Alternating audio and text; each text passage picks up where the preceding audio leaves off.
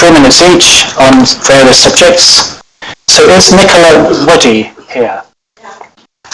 So do you want to come forward, and there's a microphone waiting for you at the front.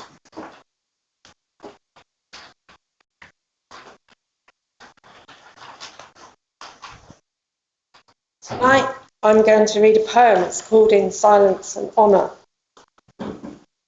I am silent for the woman behind closed doors who keeps her face in a jar. I am silent for woman behind a door that gets rained down with fist, a stick or words.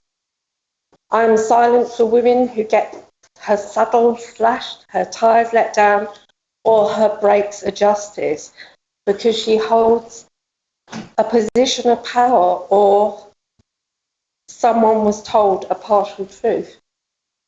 I'm silent for men who rain down violence or community justice by proxy because this is what they witnessed in their lives, in their community as normal. I am silent for the women caught in silence because trauma keeps them isolated and unable to reach out. I am silent for women and men whose isolation is compounded by assumption, judgment and criticism by fellow women and men. I am silent for those in our community fostering silent screams because they don't know who to turn to. I am silent for those trying to access services so poorly funded. I am silent for women whose allegations of rape and coercive behaviour are met with reversal. That means they're falls into he said or she said. That is why rape convictions are so low. I am silent in grief for the 25,000 women and children in Gaza.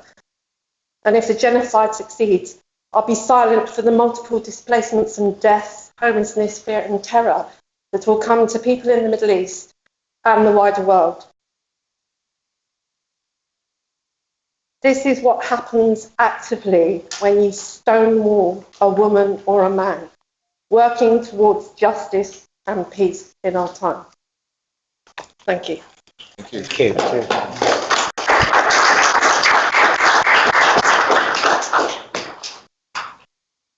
Thank you, Nicola. Do we have Guy Braga from the Somerset Wildlife Organisation? Thank you. Firstly, thank you for allowing me to come along and speak today. I'm conscious I've only got 3 minutes, so I'm going to do my best to try and sort of summarise why I'm here and what I'm about. So, yeah, as you can see, work for Somerset Wildlife Trust full time. I'm employed as what they call the Wilder Communities Officer. So I cover the whole of Mendip and South Somerset. The reason I'm here tonight is because my role essentially is about trying to get people of all ages and abilities to take some action for nature. We're sort of aiming for sort of 1 in 4, ideally, in Somerset to get people to take some sort of action for nature. And obviously, that, as you know, that can take all forms. That could be volunteering. It could equally be a little window box. It could be getting involved with a local school to sort of help, get involved with sort of doing some sort of wildlife activities. So, as I say, I know I've got 3 minutes, so what I'm going to come straight to the point and say that the reason I'm in Glastonbury is because, having had quite a long time doing community work in Somerset, I've worked with lots of different types of communities, and one thing I thought would be really nice to try, because we've only got 2 years for the role, is to see if I can try and get communities specifically in Benedict Street, to get involved in what I'm calling a sort of community wildlife corridor.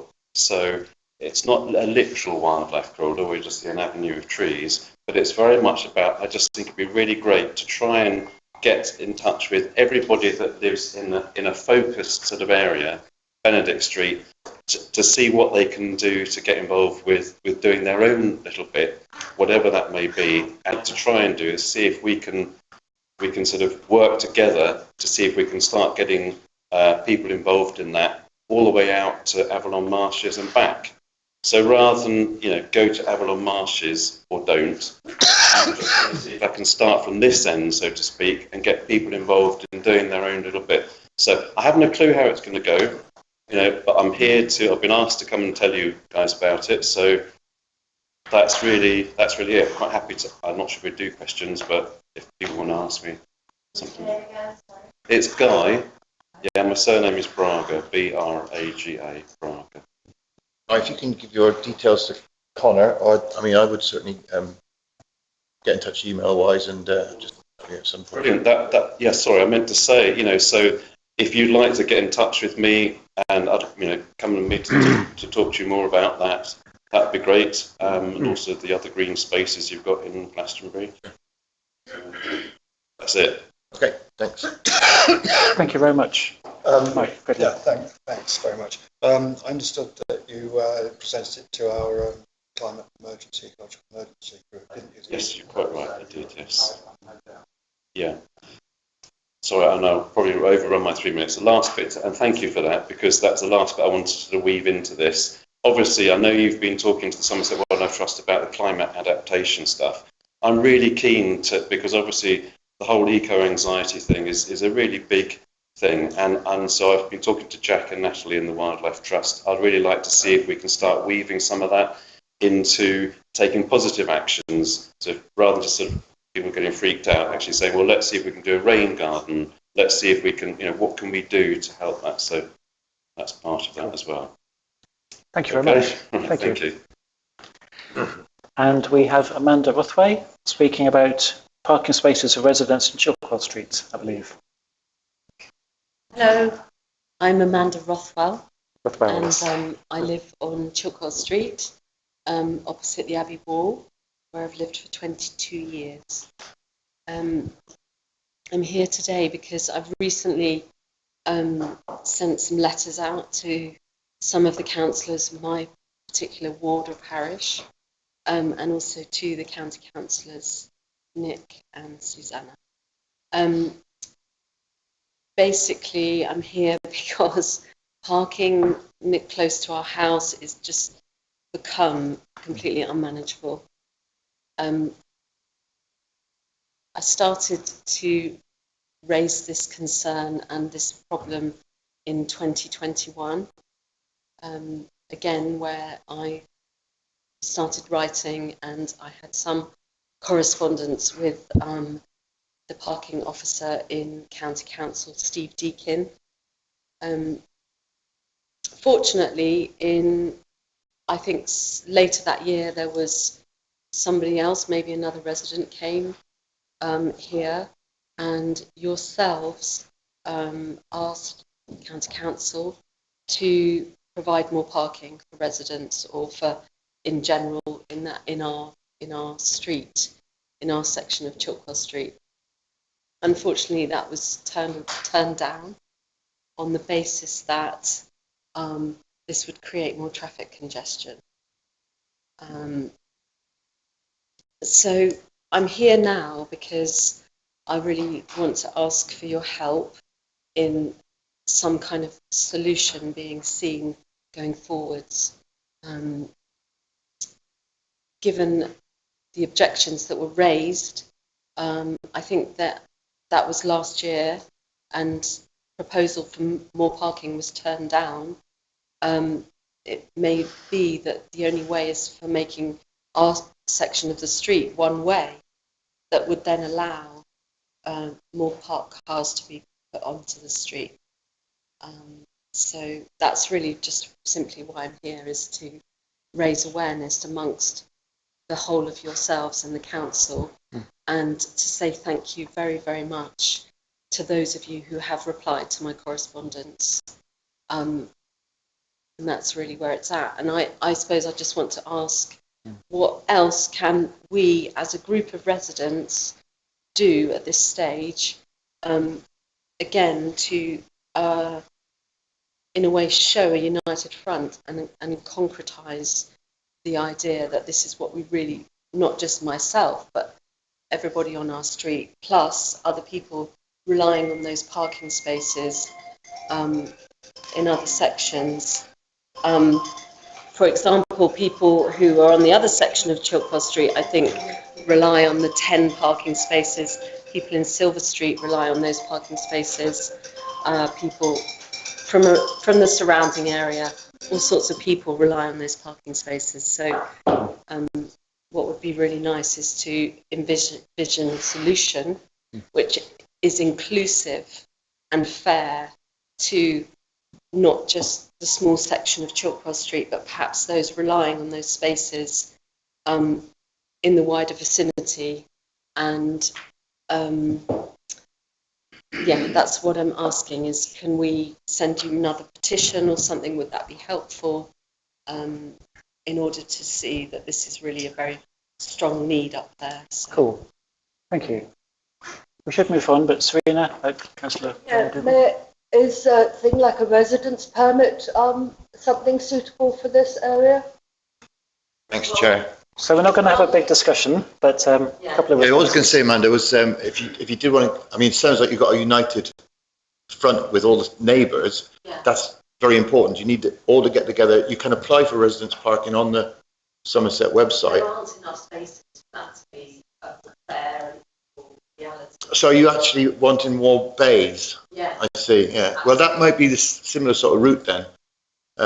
Obviously, it's nothing the town council could do. We can support any application. Yeah, I know all the But, logistics, yeah. 60% plus Yeah. on a petition. It's just that when I got to that stage, I could get no answers at all. Your county councillor's right here. I'm going to see Amanda actually. Yeah. So Yeah, that's sorted. Okay. Yeah, so it's stuck at the stage of we actually need more parking Okay. prior to an application, maybe for residents. Okay. Maybe not. So thank you very much. You are in dialogue with a few of us, so hopefully it'll go forward. How about Tracy Mock? Is she here? Oh, good. Yes. Talk about On Your Bike Recycle Limited Charity.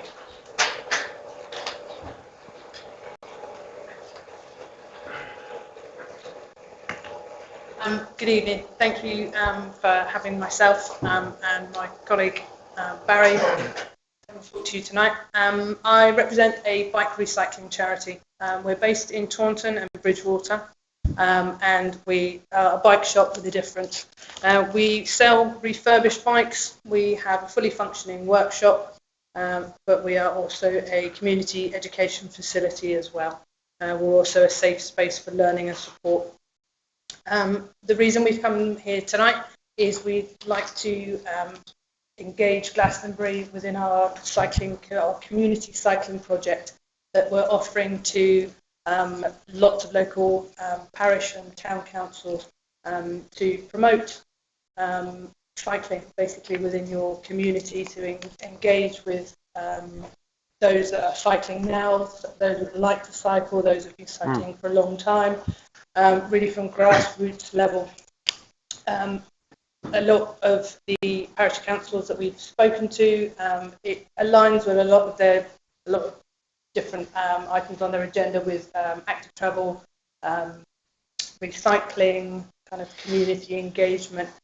We start with grassroots, as I said. We go into schools, we offer maintenance and repair sessions within the schools. So we work alongside Bikeability through Somerset County Council to offer a wider range of activities with a lot of the children. Our main thing is bicycle maintenance workshops for residents and bike repair workshops. We've already been working with Bishop's Lydeard Parish Council and the local parish. They've been able to access funding for us to be able to deliver this, because unfortunately we'd love to be able to do it for free, but it's unfortunately not something we can do through the South Health and Wellbeing Small Grants Fund. Bishop's Lydeard have been successful in getting that, and we've been working with them since summer last year, and we've got another 18 months with them. Barry is one of our trustees. He's also a volunteer and he's a resident of Bishop's Lydeard. So I'll let him tell you a little bit about what we've been doing in the village. So we saw that there are limited bike shop availability in most places now. There are very few cycle shops. And so we felt that what we should be doing is moving out into the community and offering our services in the community. And as part of that, we contacted Bishop's Lydeard and I went to their council meeting, and we agreed to go in there, and we serviced 24 bikes in a 3-hour session on a Saturday morning, which the community really enjoyed because they all got together. We also take a smoothie bike with us as well, so that you can make the children and the adults and grandparents can cycle and make fruit smoothies as well. And so it was very much a community thing. And we're going back again in Bishop's Idiot 3 times this year and into the schools. And we've had positive responses from Burnham and West Monkton we've been to as well, and given a similar sort of talk as well. And basically the idea is we want to basically get the community involved, and we're about education, really. Our main thing is about education and community. We're not but we are a charity. Our bicycle repairs do not pay for all our activities and our social prescriptions. We rely on funding from HPC and the lottery for a lot of these social things, but in order to expand we again need funding as well to do that. But we'd love to engage with Glastonbury and see if there's anything that we can come together and work towards. Thank you. Thank you. Quick response from Councillor Cousins. Thank you. Just a point of clarity. If Glastonbury Town Council applied to the SALC funding and received that money from the Health and Wellbeing, what would we get for £2,500 from you? So we can deliver lots of different activities, but it is what would be best for Glastonbury. So whether or not it is looking at school sessions, whether or not it's looking at the events that you've already got planned, is whether or not the Dr. Bike repair session, so a free session that's open to anybody to bring their bike, would be more beneficial, whether or not it would be maintenance sessions for people to learn how to fix their bikes as well. So it is something that we can tailor to what the community is after. So I think we're doing about 7 different events for Bishop's Lydiard over a 2-year period. But we produce all of the social media, all the flyers, have those printed. Obviously Glastonbury is a little bit bigger than Bishop's Lydiard, but it is very much kind of sitting down with someone that can work through the timetable, and we can obviously give pricing out that way, but we try and give you as much as we can for our grant. But it's not about the money for us, it's engaging with the community. You are a little bit further out than what we normally work with, but I know that we have a lot of customers that come from Glastonbury and Street that are always very interested in what we do. We've been going for 10 years now. So thank you. We should move on, I'm afraid. I'm imagining we would love to take you up, as long as, and just make sure the town clerk has your full details. And yeah, apart from anything else, we could raise it in the youth committee, which is very relevant. Yeah, no problem. Okay. Thank you. Thank you. So the last public participation is Edward Heard from the Plant-Based Treaty. Good evening, ladies and gentlemen. Before I begin, I'd just like to introduce myself. My name is Edward Heard. I'm a 3rd-generation farmer's son. I studied agriculture. I trained as a chef. My first job at 15, I was a butcher's assistant. Where I'm coming from is a place of vast experience and study. If you could have a look at this, you'll find this on your table in front of you. Also, you'll find as the second page will be a copy. Was he? No. Or at least what I'm going to read to you tonight. I'm incredibly grateful for everything that you do. Thank you very, very much. But this, sadly, is an issue which is affecting the entire planet, and therefore is quite significant. And we can no longer do nothing. So forgive the sternness, but it is necessary. Ladies and gentlemen of the Council, fellow attendees, I'm here to speak on behalf of the Plant-Based Treaty, my child's future, and the planet. By 1824, we knew the atmosphere controlled our planet's temperature. By 1856, thanks to Eunice Newton Foote, we knew that the composition of our atmosphere, the gases that comprise it, controlled how much heat was trapped on our planet. It took a man redoing Eunice's experiments in 1861 for the fact that CO2 alone can trap 1,000 times more heat than normal dry air to be accepted by the scientific community. In 1896, the Swedish physicist Svante Arrhenius, in his bid to explain the cause of ice ages, through research done with pen and paper alone, something that billions of pounds worth of research still confirms. that doubling the amount of CO2 in the Earth's atmosphere will cause an increase in global temperatures of 5 to 6 degrees Celsius. We cannot afford to go more than 5.5 degrees up without catastrophic consequences. He expected it would take 3,000 years, fully 30 centuries for CO2 levels in the atmosphere to rise by 50%. Instead, we shot up by 30% in only 1 century. Welcome to the 21st century, ladies and gentlemen. We know now that livestock farming generates nearly 40% of all methane production on our planet. We also now know that just a single molecule of methane gas can trap 80 times as much heat as CO2. 80 times. That's 80,000 times as much as dry air alone, floating around in our atmosphere, because some of us here today prefer a taste to a future for our children and our children's children, a planet for life, a sky for birds, oceans for sea life, which are acidifying, you should know, forests for making more oxygen. There is no conflict in the science. We've known this is happening now for 168 years. Why haven't we done anything? Why have over a century of governments, businesses, and councils refused to take action? Well, that's not really a question for me to answer now, is it? So if Edinburgh, a city with a population 54 times that of Glastonbury, can vote for the Plant-Based Treaty for the sake of all life on our planet, surely a town the size of Glastonbury, brave and smart as we are, can have the foresight to do the same. Or are some of you hoping we have another 168 years to wake up and smell the burning rainforests, the devastation of our wildlife, and the death of what is left of our planet? Thank you. Thank you very much. I would also request, please, that you would take a vote on the Plant-Based Treaty. Please. It is necessary. It matters. Thank you. Thank you. Thank you very much. Any questions? We have to move on, I'm afraid. I'd like to make a point. Councillor Cousins? Well, thank you. As councillors will remember, I brought the plant-based treaty to this chamber a little while ago.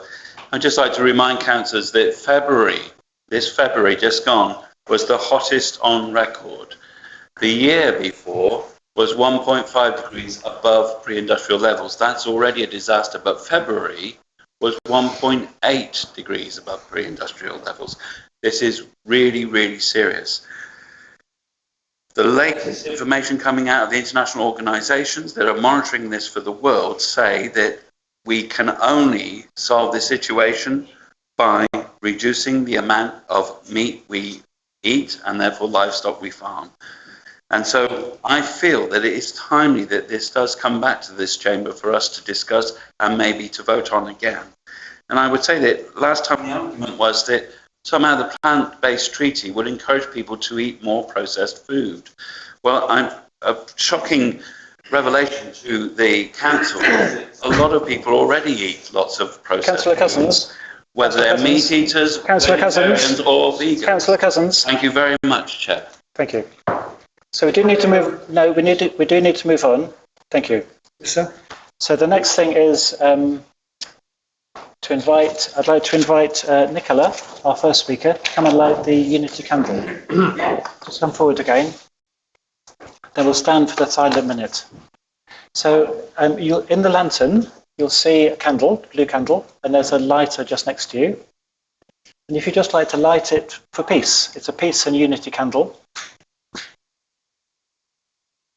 And then we begin our meeting with a silent minute, just reflecting on what we've heard and what's to come.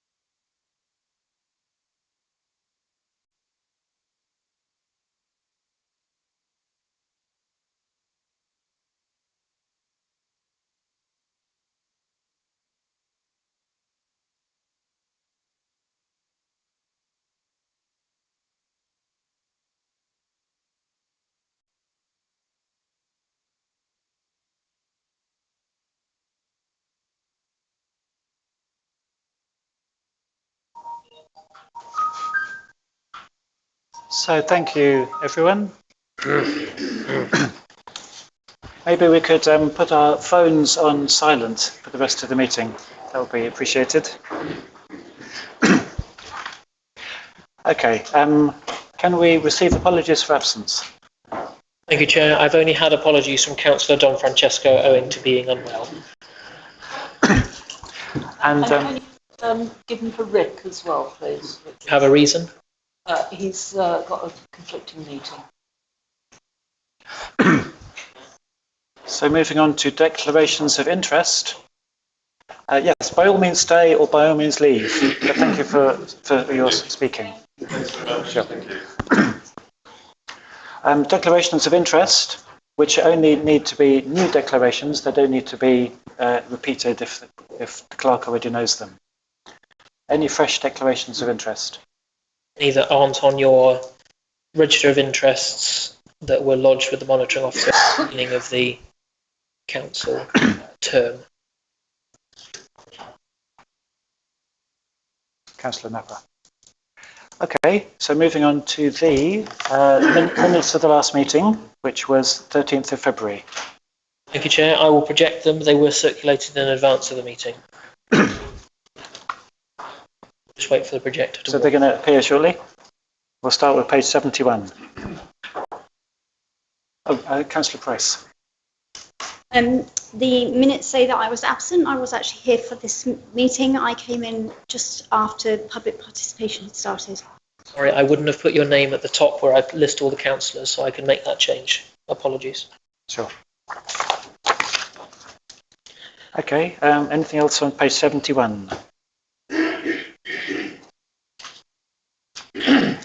Page 72.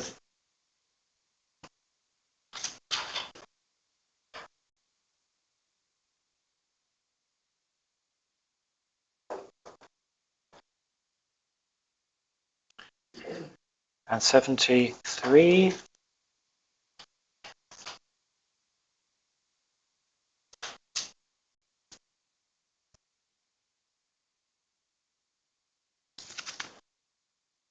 '74.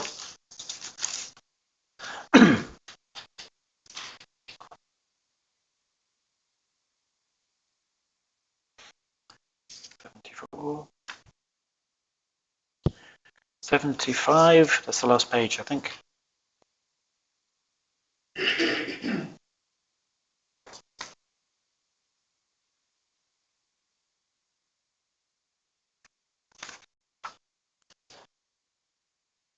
Are we happy to accept? Oh, sorry, Councillor Winnie Dougal. Yes, there's one very tiny thing, and I'm afraid it took me a little while to, so I missed the page number.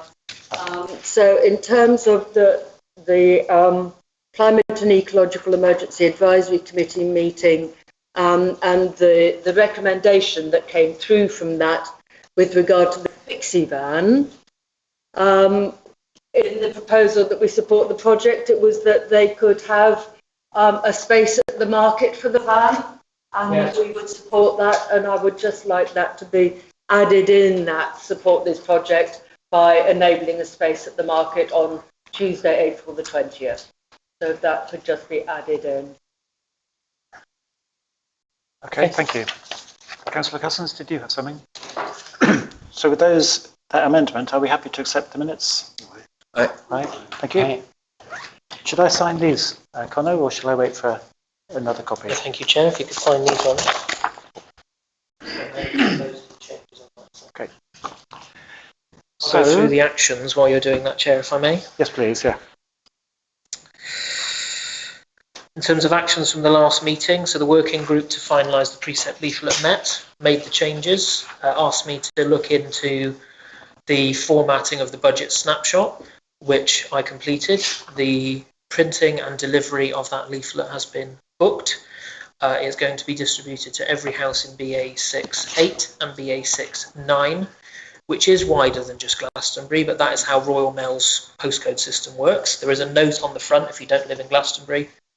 Please don't mind reading it and recycle it once you've had a look. But those residents in Glastonbury and further afield should start receiving that from the first week in April. So that's been booked.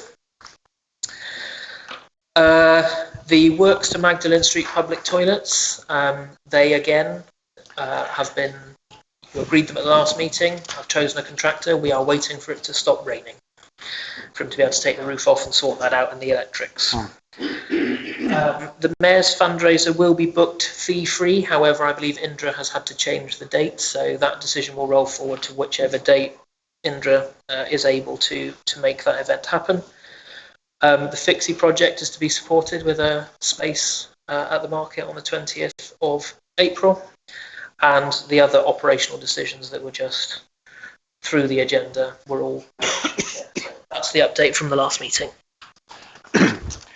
Do we have any update on Bill Knight and his health?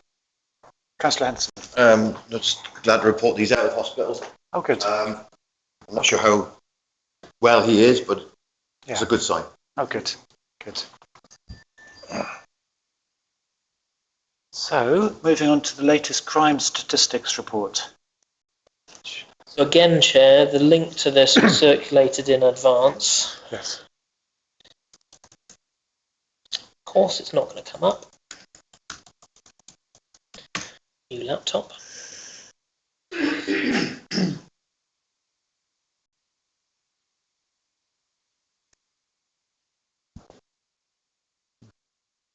I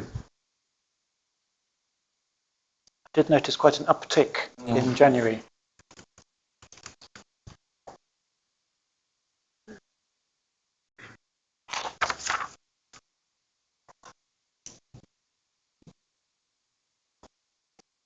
Do we have any comments or reflections? Councillor Hanson.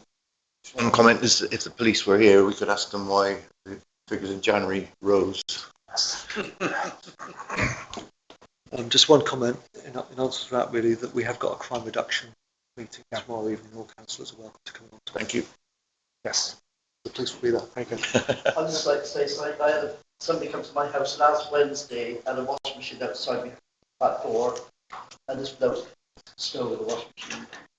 It hasn't been reported to the police, but they are about. Councillor Cousins. Point of clarity, when is the crime reduction meeting? Or evening, I believe. At 7 p.m. in this.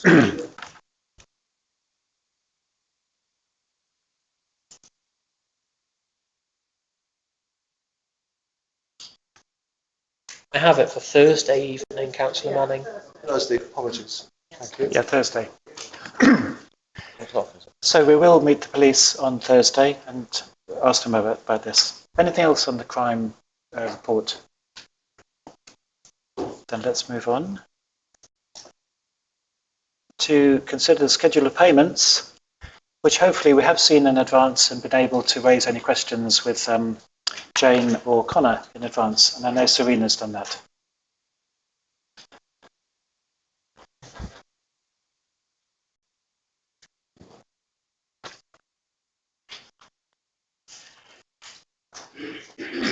Councillor Rooney Dougal.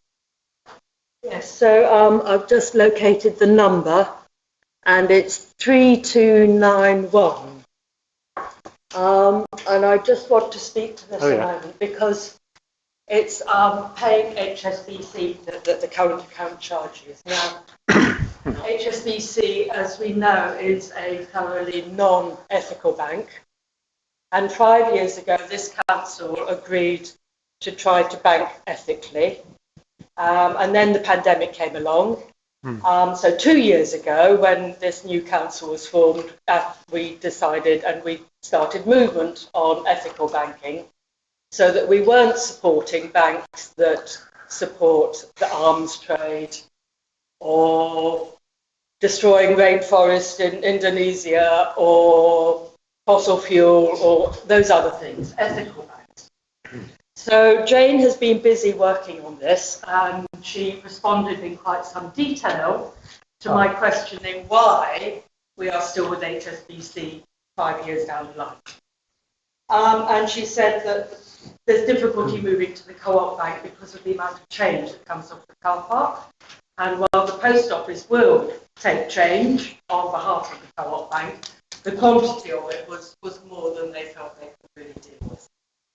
So she's in process trying to sort that one out. But there's one other thing that really concerned me, and I have to say I stayed awake a bit last night because of it, in which she says, let me get my thingy to the right place. I'm having to start again with the charity bank application, as it timed out as I was waiting for a councillor to sign a form and he missed the deadline. Jane is a paid employee. She's recently had a bereavement, but she's still working despite the bereavement. She has a lot of work to do. I know these online banking forms are an absolute pain in the word deleted. For a councillor who has agreed to be a signatory to not turn up to sign the form within the required time is disrespectful of Jane, is disrespectful of this council, and is disrespectful of the reasons why we have chosen to have ethical banking.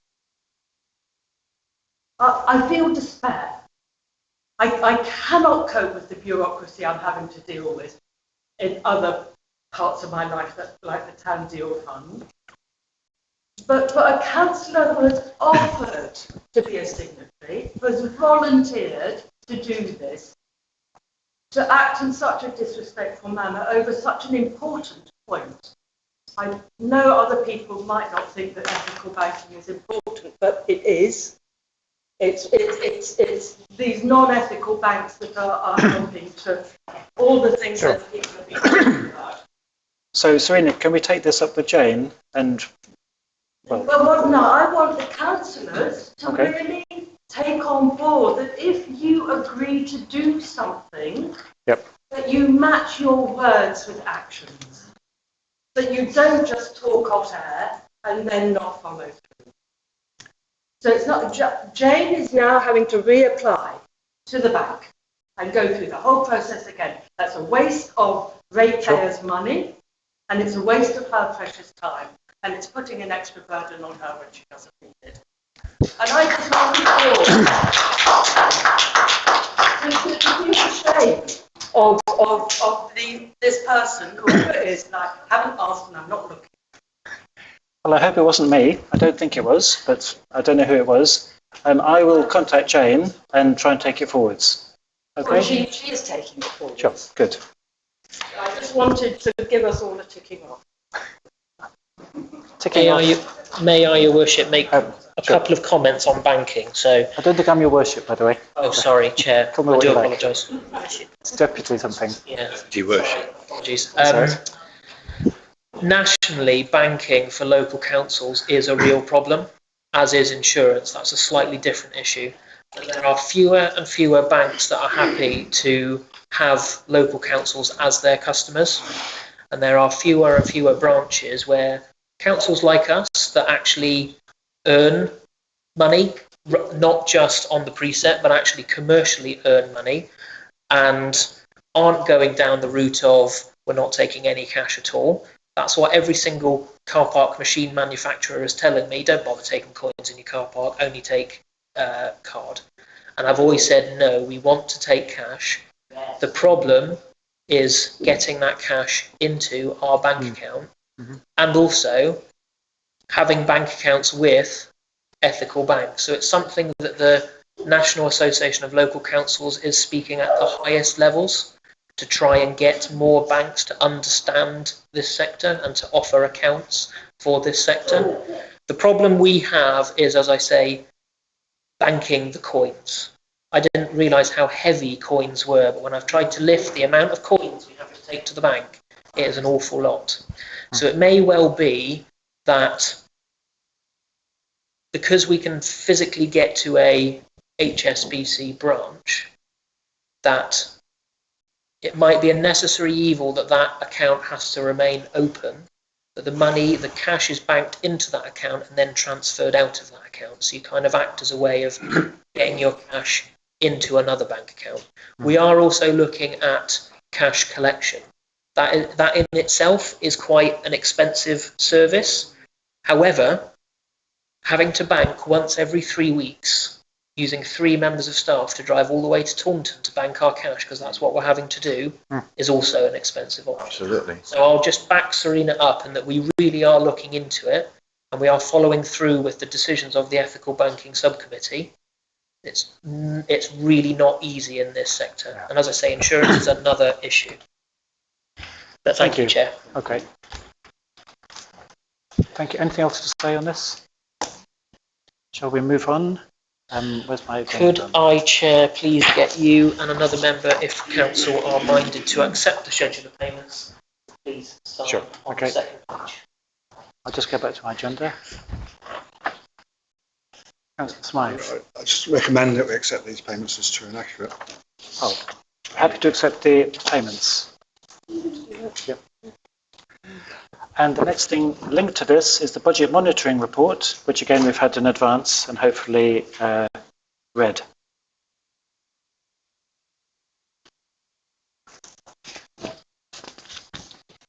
Would you be happy to be a second signature? It's going to be 2 signatures. It's there. Again, Chair, this was circulated in advance. Councillor Ronnie Dougal raised a question, but I'll try and answer some other questions as best I can. Councillor Cousins. Chair, if we go back to the top, I'm not sure if there is a, yes, could we just be reminded why the precept is different? It's an unusual thing to happen. I would imagine, Councillor Cousins, I don't administer the finances, but I would imagine that variance, which you're right shouldn't be there, is probably an error within Sage at chucking it out. We received the full 650,924, so I will pick that up with Jane, but we received that money there, so I don't know whether there's that £372 variance. Councillor Smythe thinks it might because it's a leap year, but we don't know. So we'll see what Jane says. Okay. Anything else on the budget? Councillor Henderson. Thank you, Chair. Just one thing. I have been trying to sort of get my head around incomings and outgoings. Sure. And obviously the bottom line looks very, very healthy, a lot better than we have budgeted for. But would I be right in thinking that's mainly down to the amount of grants that we've got in the left-hand column? Yeah, so if they weren't there, then things obviously wouldn't be as rosy as they look. But obviously those grants will be used to be in the outgoings column at some point. Yes. Yeah. So, yes, I had a long chat with Jane, Responsible Finance Officer, about this today. We are, for the new financial year, going to change the format of this report. Good. And yes, in future, because the town deal money coming into the town council does skew some of these figures, so it's not quite as easy at first glance to see, well, where are we? So we budget without taking into account the town deal money. It comes into the town council, but because you can only spend it on one purpose, and spend every single penny of it, it kind of comes in and goes back out. Yeah. So the budget monitoring reports are going to be updated to reflect that. And I've sent Jane a couple of templates that I think are clearer and are along the lines of what Councillor Lokabandu and Manning spoke with Jane about what they would like to see and have it split down a bit more. But yes, at the moment, the income is a bit skewed because you've got £500,000 worth of town deal money coming in. Okay. That wasn't in the budget because you can't budget for it coming into the town council. Thanks. But Jane and I are meeting the accountant Tuesday next week. She's going to come in and start running the end of year process within the financial accounting. It looks like at the end of the year we're going to be in a more favourable position than we forecasted, because although we have made less income, we've also made less expenditure. So at the end of the year you hope to end up in roughly the same place, but Jane is forecasting that actually it will be slightly favourable on where we budgeted. But yes, less income because there are projects we haven't done, like the car park, because we think we'll be able to do it in a more efficient way if we can get the freehold. We've also made less expenditure. So hopefully, in next meeting, we will have a much clearer budget monitoring report, because I also read through it and it took me longer than I would have liked to understand it. And you pay me to understand it. You guys are all very busy. You want to be able to look at it and go, where are we? Sure. So that is happening. Thank you. Councillor Napper. Thank you, Your Worship. Going back to the full council meeting at 12th of March, that number 5, grant income, it says £5,000 grant income from Avon and Somerset Police Community Trust, funding for speed indicator device. I don't understand that. So, Councillor Napper, a member of the community applied to the Police and Crime Commissioner's trust for a speed indicator device to go out at Coursing Batch. That was a successful grant application. We received the £5,000 which was applied for, and we purchased the speed indicator device against which the application was made. So that's where that grant funding's come from. It's come from the Police and Crime Commissioner, and we've spent it on what the Community Speed Watch applied for it for, which is a speed indicator device. Anything else, or shall we move on? Okay, so, I've just noticed something. Market Cross lighting and maintenance. Looks like it's 2.3k above what was budgeted. Just wondered what that was. Shall we ask Jane about it separately? Yeah, sure. Yes, something I should have written in here.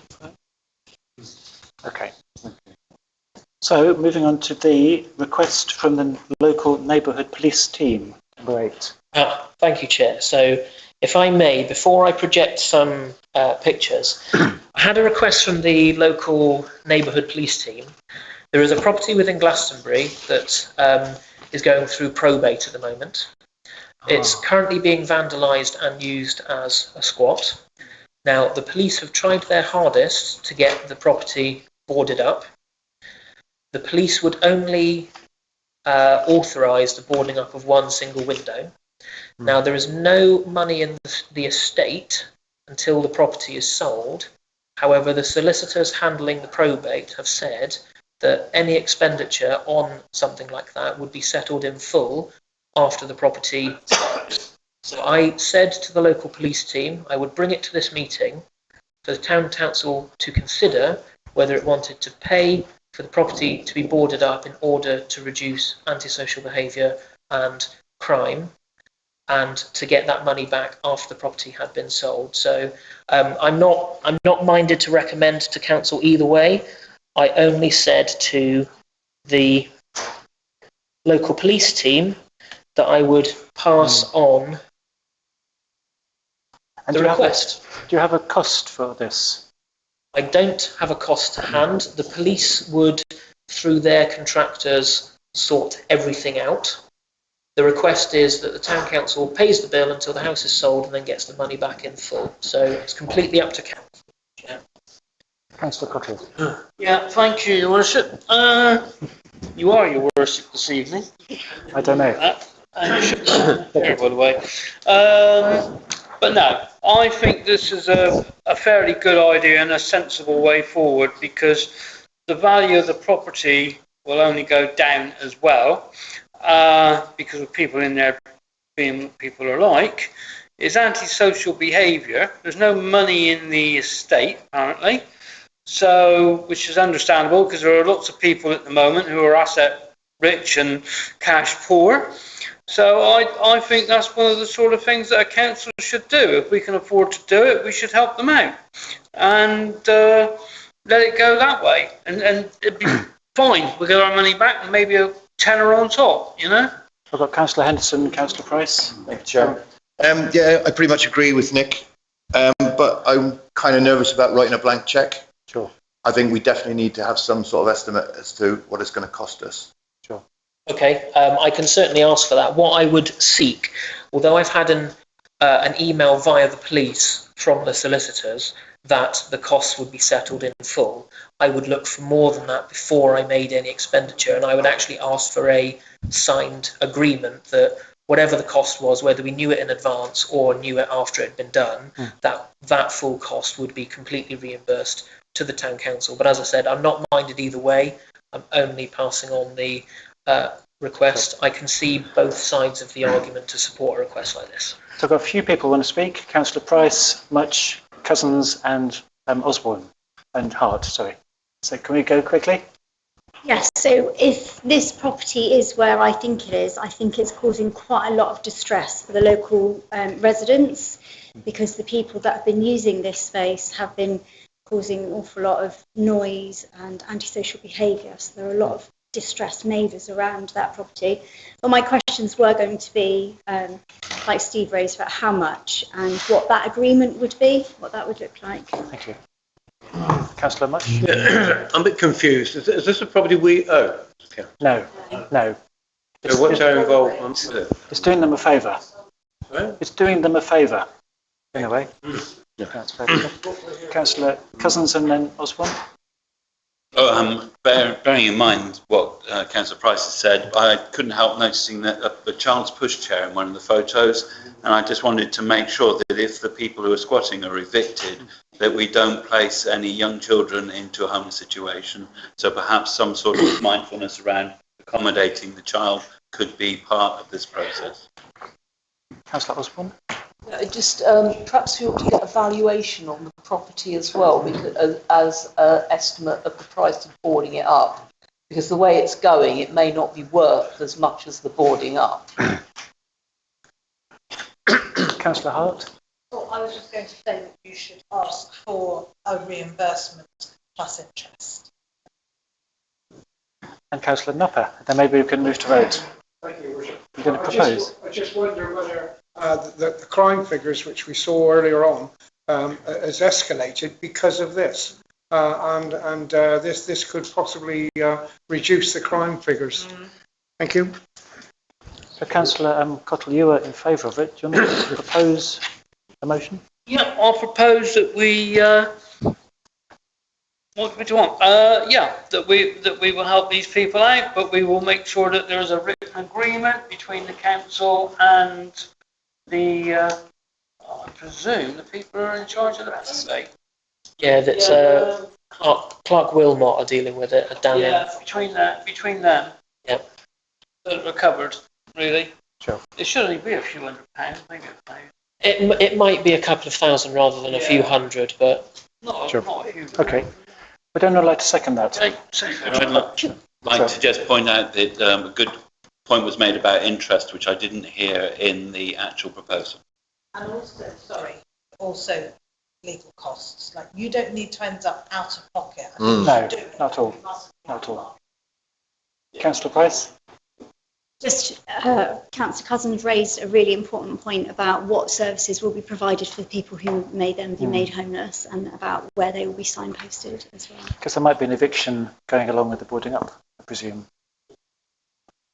Okay, I've got Councillor Smythe and then Manning.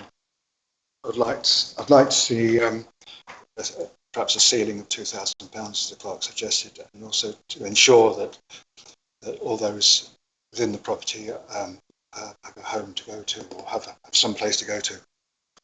Councillor Cottle? Would that be 2,000 before that or after that? may I Seriously, because that's a big. We can claim the VAT back. Yeah, exactly. So it can be the back can go on top of that. Councillor Manning and then the clerk. Okay, and from the clerk's comments that it could be 2,000 as opposed to 200 makes me think it's quite a substantial property. There is a property in town which I know has caused a few problems over the years, and that's actually got a sold by auction sign on it as I walked past it today. So I do wonder whether it would be useful to know whether actually the sale proceeds are quite imminent, or whether if it's a different property and it isn't up for sale and it's not on the market, for example, then we could be in it for the long haul. So we did have a motion from Councillor Cottle, which Councillor Smythe wanted to amend, I believe. We are helping that estate because if the house is sold with squatters in it, it's going to take an awful lot of time and money to remove those squatters, so that the property is basically freehold. So whether we can put a cost on that or not, I'm unaware. But like I say, it will be that we will be doing the probate an awful lot of good and helpful. Just wondering whether Connor had actually said that the people had already vacated, actually, because you would... I believe it's going through I'm not sure if the people who have squatted have been removed. I believe there is no one living in the house. I do not know, and I don't want to say where the house is, but I believe the occupier of the house has passed away from what I've picked up from the police team, and that the property is sat empty, and this has happened to it since then.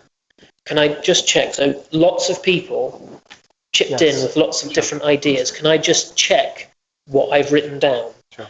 So I have written down that the Town Council proposes to support it, subject to the Town Clerk gaining a written contract with the solicitors for the full cost of any works to be reimbursed, and that is conditional upon any persons squatting within the property being signposted to the appropriate services.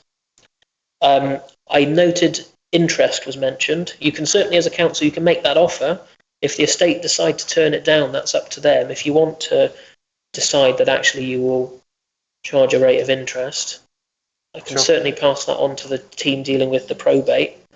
I kind of ran out of paper at that point, but if that's a salient point that council wishes to include, I'm more than happy to pass that on to the solicitors. Councillor Cousins? So if this organisation, the probate, was going to anyone else to borrow money, interest would be involved. It would, wouldn't it? I feel that I'm happy to second the proposal as the clerk read out, if Councillor Cottle is happy to say that that is the proposal he's proposing. That makes sense, Councillor Cousins, even if it sounded a bit complicated. Yeah, I'm okay with that. I think so. And yeah, include the interest on it. Okay. Yeah. Can I check one final thing, Chair? I'm sorry there are many people wishing to speak. No. I didn't note down an upper limit. It's not a case of a blank cheque. I'd be slightly uncomfortable in putting an upper limit because I have absolutely no idea how much it costs to board up a property. Yeah, so I've got Councillor White and then Smythe. Thank you. For the Town Clerk, County Councillor Hart suggested legal costs as well. Okay. No, but he didn't read it. I put the full cost. So if I don't think we'll incur any legal costs because I'll read over the agreement and I'll sign it and get it witnessed, but the full cost, and I'll outline that to them, and that would be any legal cost that we incur as well. Councillor Smythe and Councillor Osborne. That's what I was just going to say about the legal. Okay, then maybe move to vote. Sorry, Deputy Mayor. I'm just not clear on the reasons why we haven't got an upper limit of £2,000. Only because, Councillor Smythe, I have absolutely no idea how much it costs to board up a property, and I wouldn't want to take that offer and they go, oh, it's more than that, your offer was a bit pointless, then we'd either have to meet again to change it, or it then doesn't happen, or half the property could be boarded up, squatters could still get in, and then it's a waste of everyone's money. Worshipfulness. I wonder whether, as seconder, we could suggest that the clerk uses his discretion and his minutiae understanding of our finances when making the decision on our behalf. Yeah, I think that would be sensible. It's in there. Will that keep you happy, Mike? So can we move to vote, Chair? Can we now move to vote? All those in favour of our complicated motion? I think it's unanimous. Don't know how Councillor Roney do. Oh, sorry. I'm abstaining. Thank you. I didn't. Unfortunately, I needed a pee and I missed most of it. Okay. All right. Thank you. So thank you, everybody. Moving on to number 9, to consider a funding request from South Heritage Trust, and we've got. So do you want to tell us about it in 3 minutes, starting now? Good evening. Thank you, Deputy Mayor and councillors, for listening to this request. My name is Sam Astle. I'm the Chief Executive Officer of the South West Heritage Trust. The Trust was created back in 2014 to provide heritage services, previously funded and run by Somerset County Council. The Somerset Rural Life Museum, which I'm sure many of you know, first opened back in 1974 after the Abbey Barn was donated to Somerset County Council by the Mapstone family. The Rural Life Museum was reopened in 2017 after a major redevelopment project funded by the National Lottery Heritage Fund and Viridor Environmental Credits. It's a much loved and greatly valued attraction and venue. The Rural Life Museum now welcomes 30,000 visitors annually, including 2,000 young people who participate in our school's learning programme. There is a diverse and successful programme, including exhibitions, talks, crafts workshops, theatre performances and seasonal events. We've estimated that the Rural Life Museum contributes £1.1 million to Glastonbury's economy. The South West Heritage Trust financial position is at its most precarious since the organisation's foundation. High levels of inflation have eroded our grant funding. The Trust's primary funder, Somerset Council, has had to make the difficult decision to reduce our core funding by £150,000 from the 1st of November this year, and this reduction will have a major impact. Current proposals include reducing opening hours at the Somerset Rural Life Museum by up to 2 days' work per week, further increases in admission charges and a significantly reduced programme. These options would have a negative impact on the site in terms of demand and on audience, including local people and tourists. We at the Trust are requesting financial support from Glastonbury Town Council to ensure the Somerset Rural Life Museum can continue to benefit Glastonbury culturally and economically. To continue operating at current levels, an additional £41,000 is required in the Trust's forward financial year, which begins on the 1st of November. If the Council would consider funding, a grant could be split over 2 normal financial years, April to March. Funding from the Town Council would be used to support staffing, enabling the museum to open 5 days a week and 6 days a week in the summer. And without this investment, opening hours, as I say, would be reduced, and visitor numbers, of course, to the site would be reduced as well. Financial support will enable the museum and the Trust to contribute more fully to Glastonbury Town Council's agendas around heritage and culture through a formal grant agreement and partnership. Examples of possible areas for collaboration include events, heritage advice, and an exhibition showcasing Glastonbury's rich heritage. Thank you. So thank you, Sam. I'm sure we'll have a few questions and comments. I'll just mention we do give grants as a council, but mostly quite small ones, £1,000 or two, nothing in the region of £40,000. We do have a budget for what we call asset and service devolution, which is trying to replace some of the cuts that Somerset is making. But we're only still assembling a picture of what they are dropping and therefore what we might be able to pick up. I'll just say that and then pass over to other comments. And then Councillor Henderson. Thank you, Chair. Wanted to speak. I love the Rural Life Museum. Go up there quite often with my grandchildren. And I think it'd be tragic if it was to not open as much as it is opening now. If it went down to 2 days a week or whatever, that's a slippery slope. And obviously less visitors. And in the end, it'd be closed. You're looking for 41,000 from this council. Am I right in thinking that? That's correct. Yeah. So then that'd be 20,500 per annum. Yes. Okay, which is, as the Deputy Mayor has said, is a lot of money in comparison to the grants we normally give. Not turning out to suck eggs, but I assume you're looking for funding from other sources as well? Yeah, and as I've said in the paper that has been provided, we've also looked at other options of reductions, increasing our charges, how we can raise more income. The Trust overall is talking to other funding partners and other town councils regarding provision for our museums from Taunton and Bridgewater. Okay. Well, I think this council should do what they can to support the Rural Life Museum. How we actually go about it is something we're going to have to talk about because it's a lot of money. Councillor Cousins, then Councillor McDougall. Thank you for telling us about the situation. You mentioned 41,000 and my colleagues just said that's split over 2 years. But is that 2-year split then repeated again and again? And again, how will you cover that deficit of 41,000 moving forward? If we agree to that, would you then expect us to pay that ad infinitum?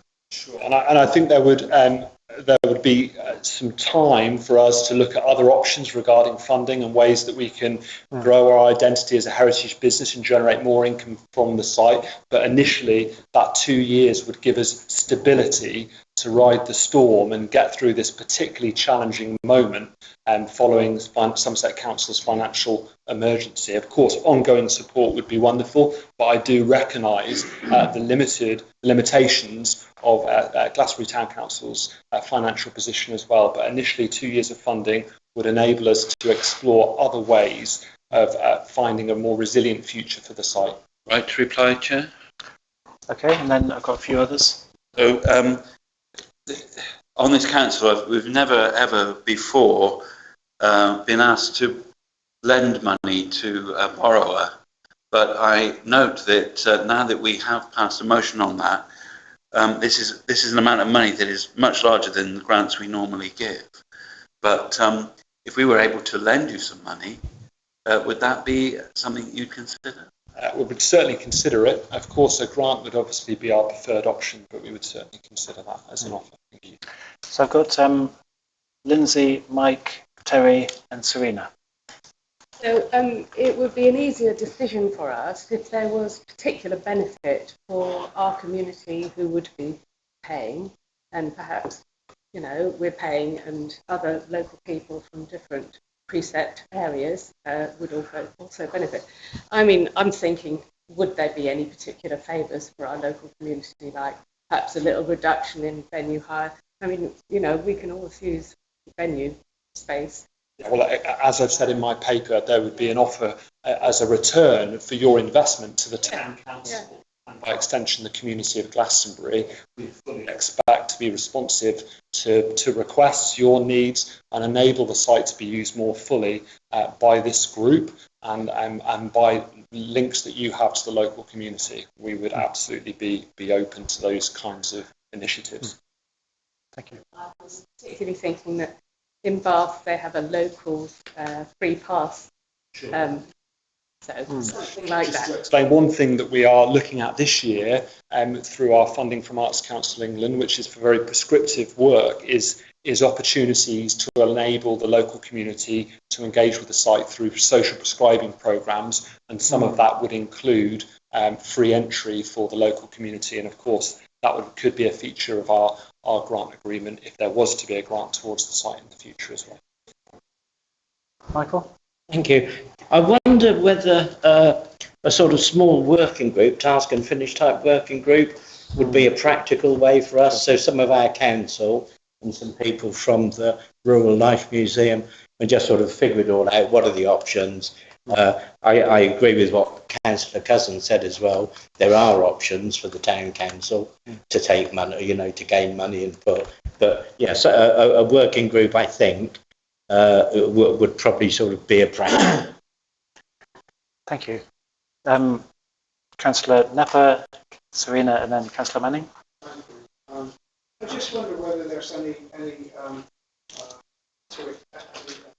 future to explore. It's very strange that you were looking for 40 odd thousand. And Strode Theatre is looking for the same amount of money for which we have passed. And I just wonder whether the Street and Glastonbury could get together to maybe apply to something, if there is a level, to get that money together as a big lump. It is a big lump, I know, but it's very strange that you want the same amount as Strode, and a lot of Glastonbury people use Strode.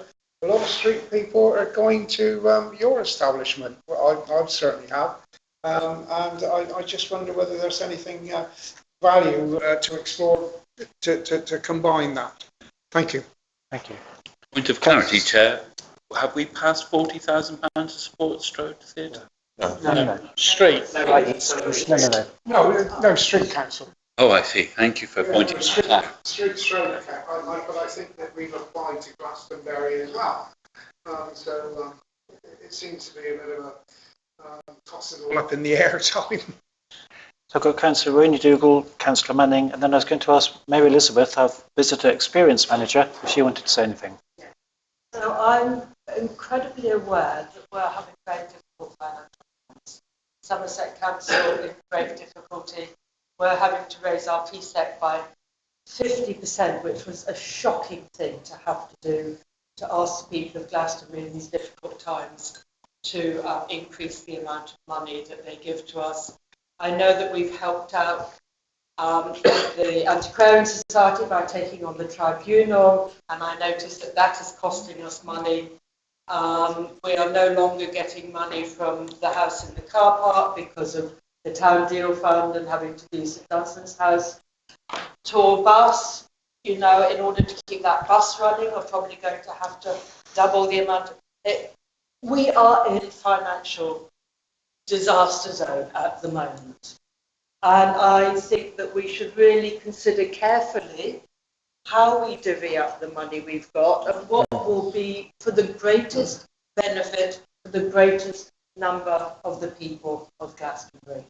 And I think that's a really difficult thing for us to do. And I love the Rural Life Museum, and my daughters from school used to go there and make butter and butter churns or whatever it was that the schools did. So totally support the Rural Life Museum. And I'm aware that we're in a very, very difficult financial position. And I want us to really consider deeply what finances we've got and how we can best spend them. Because we've got to look after the toilets, we've got to look after the spaces, all the things that we're having to do because of Somerset Council going AWOL. It's hard for us, and we really need to think very carefully. Councillor Manning. Thanks, Sam, for your presentation. I think you've done really well that you've had a £150,000 black hole created by Somerset, and to get it down to 41,000, that's a great achievement. I, like several others in this room, think the Rural Life Museum is a really important asset to Glastonbury, and I agree with Councillor White that a working group would be a good idea, because there may be some synergies where there may be ways that we can enable you to continue your operation, but without actually us providing the £41,000. So I've got a couple more councillors want to speak, but I was going to invite Mary O'Neill. So this is Mary Elizabeth O'Neill. You might not all have met. She's our new Visitor Experience Manager, started work a month or so ago, downstairs, but also at the tribunal. So welcome, Mary Elizabeth. Thank you. Hello. Sorry if I've yet to meet you. I hope to do so soon. Thank you for having me this evening. I do want to mention to Councillor Rooney Dougal, said your name correctly, that the tribunal will actually make money because it should be reopened by Beltane. That's the goal. I'm working with the Antiquarian Society, who they're volunteering curation, but we'll be charging admission.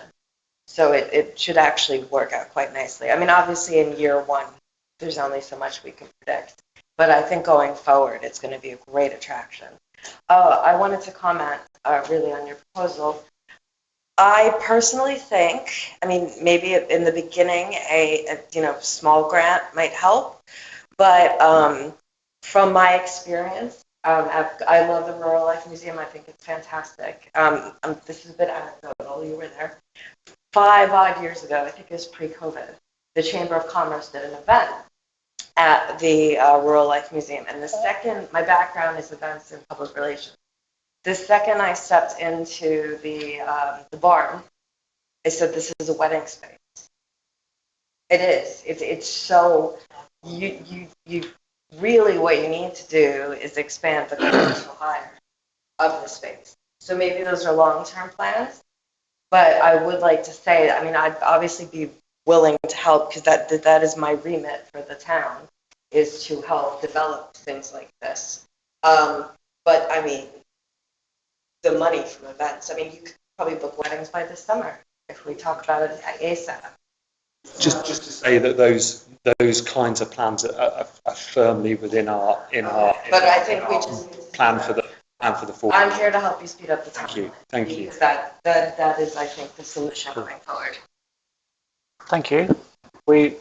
Councillor Manning, did you want to speak? And then Nick, and then hopefully we can then agree a next step and go forward on that. So, Councillor Cuttle. Me first, is it? Sorry, Okay. I've lost track of it slightly. Okay. As all of you know, I'm a Somerset councillor as well, so I'm putting that to one side completely. I'm looking at this from my from the Glastonbury perspective. Now, I think the Rural Life Museum is an absolutely fantastic place, and it deserves support. No getting away from that fact.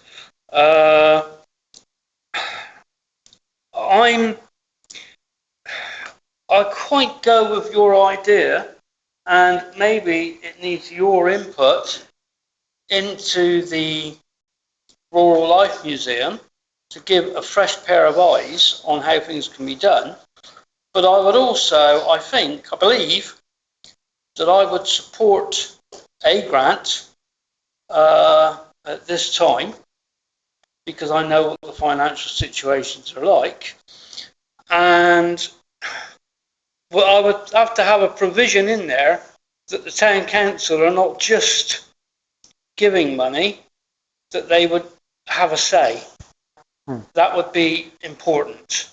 And also what I picked up from Lindsay, which I think is a very good idea, is either a reduced or free entry for local people, because I think that is a way of giving back to the taxpayer. After all, this is taxpayers' money, and I'm very conscious of taxpayers' money in my other sort of life. So, yeah, I generally support the idea, but with some conditions. Okay? I think the proposal around a reduced or adapted offer for local residents, we would be very open to. Okay. So I think our job tonight is to agree the next step. Yeah. Maybe not a final decision. So can we have a couple more comments and then consider the next step? Well, exactly. Thank you, your Deputy Mayor. So moving on, I'd like to just be second Councillor White's proposal of about 10 minutes ago that this warrants a task and finish group. I'd like to see Mary Elizabeth, and hello, I'm Mike, nice to meet you, and all those other interested parties. There are some good comments around the table tonight, but this is now time to move on and have a task and finish group discuss that. Thank you. Something that we all want to support, but we've got to do it in the correct way. Can I have Lindsay and then Councillor Hart? There has been a very successful Ceilidh club in town, and it's not functioning for want of a venue. And I just see a monthly Ceilidh in that fabulous club. Yeah, great idea. Thank you. Councillor Hart. Historically, Millfield School run events to raise money, charity money that they then give to good causes. I don't know if you thought of approaching that. No, we haven't, but yeah, we can certainly follow that up. Thank you. I don't know, somebody's saying about their children's experiences. I know that they bring their children, and so. Thank you for that idea. So Michael had a proposal. Do you want to articulate it and then see if there's a seconder? Yeah, second. Okay. But this council establishes a task and finish group, so to work quite quickly, and we'll try and find the best options for how this council can assist you guys. Very grateful. Seconded by... I second. Steve, did you want to second it? I think Mike already did. Okay. Are we willing to move to vote on this? All those in favour? That is unanimous, I think. Yes. Thank you. Chair, could I ask who is willing to be on that task and finish group? If it's daytime. So should we go? So we'll go around. When I read out your names, please put your hand down, otherwise you'll confuse me. So Councillor Smythe, Councillor McDougall, Councillor White, Councillor Cottle, Councillor Henderson. Goodness, it's a large working party. Councillor Manning. Cool. And Mary Elizabeth, can you be part of that? I'll be part of that as well. So excellent. We'll And Sam. Of course, yeah. So, thank you. South West Heritage Trust, of We course. should move on. We've got a few more items to talk about. Thank you. Yeah, thank you, Sam. So, moving on to consider a request from the Mural Trail, which I believe is going to show a presentation by Kim von Coles. So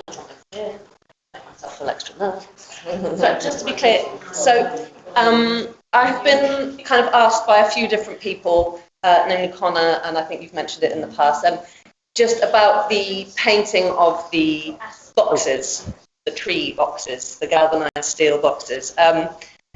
It's not something I'm pushing for, but lots of people have asked me to come up with a plan, so I have, which is to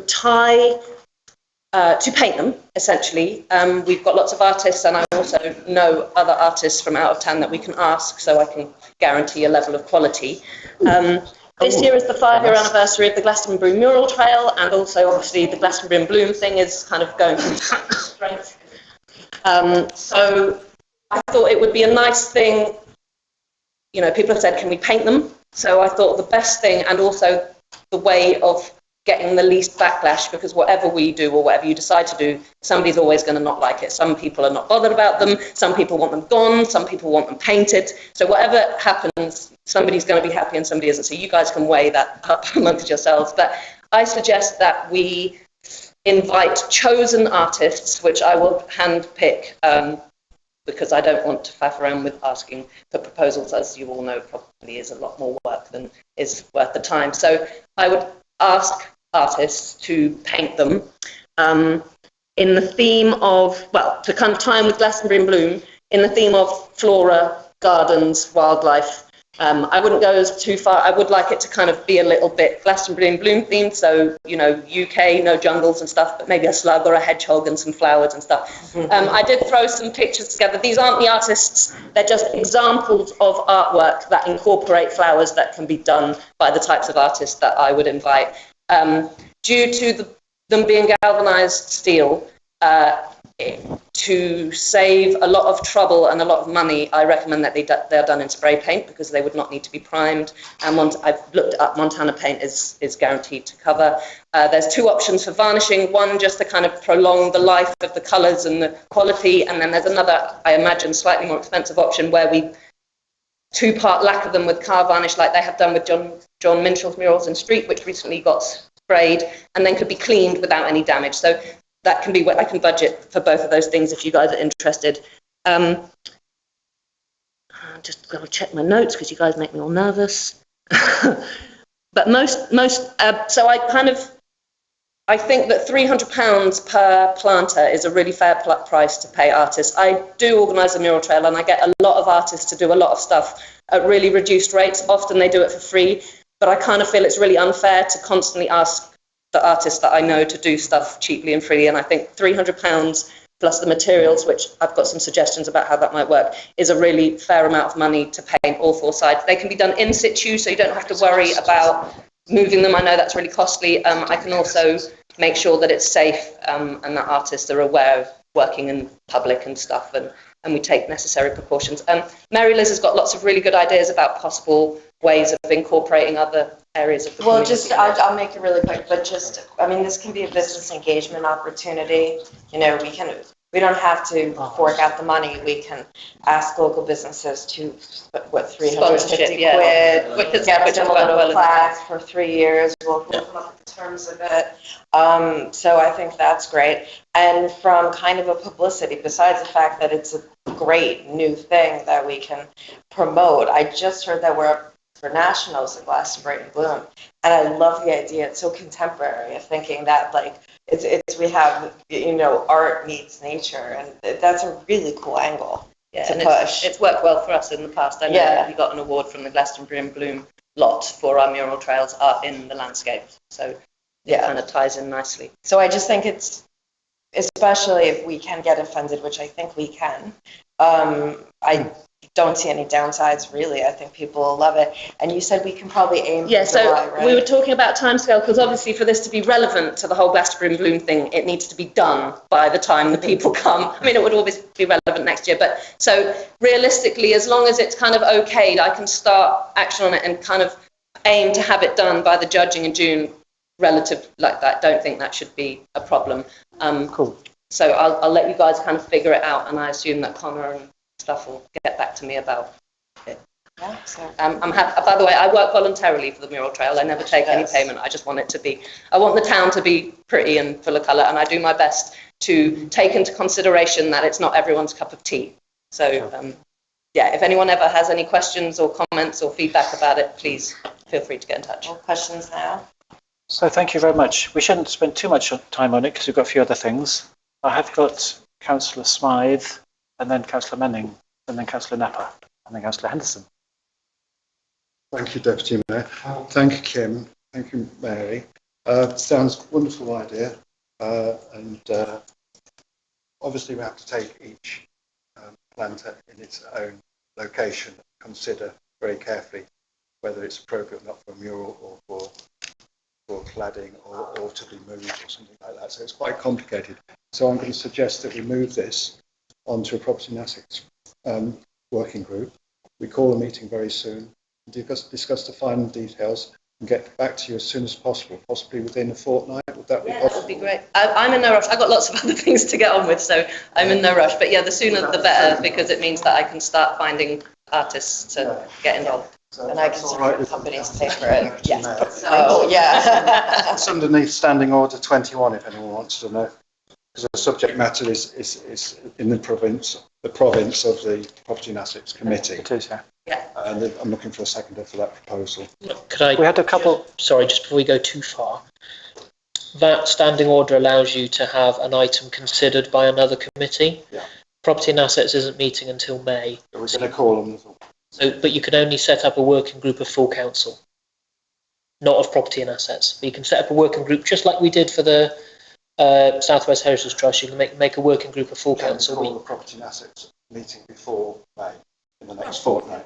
Well, we were going to have one in April, but you only just at the last meeting agreed that we weren't going to hold one in April. It would be much easier if full council would delegate a decision to officers in conjunction with the working group that you set up tonight. Okay. Either way the working group wants to go, whether they want to do it or whether they don't want to do it. Okay. But you could send it to Property and Assets, but Property and Assets aren't meeting until May is the problem. Thank you, Clark. I'm very happy to go forward with Clark's recommendation on that method.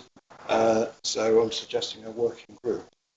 Okay. Therefore, Had a couple of other people wanting to discuss the speak. details.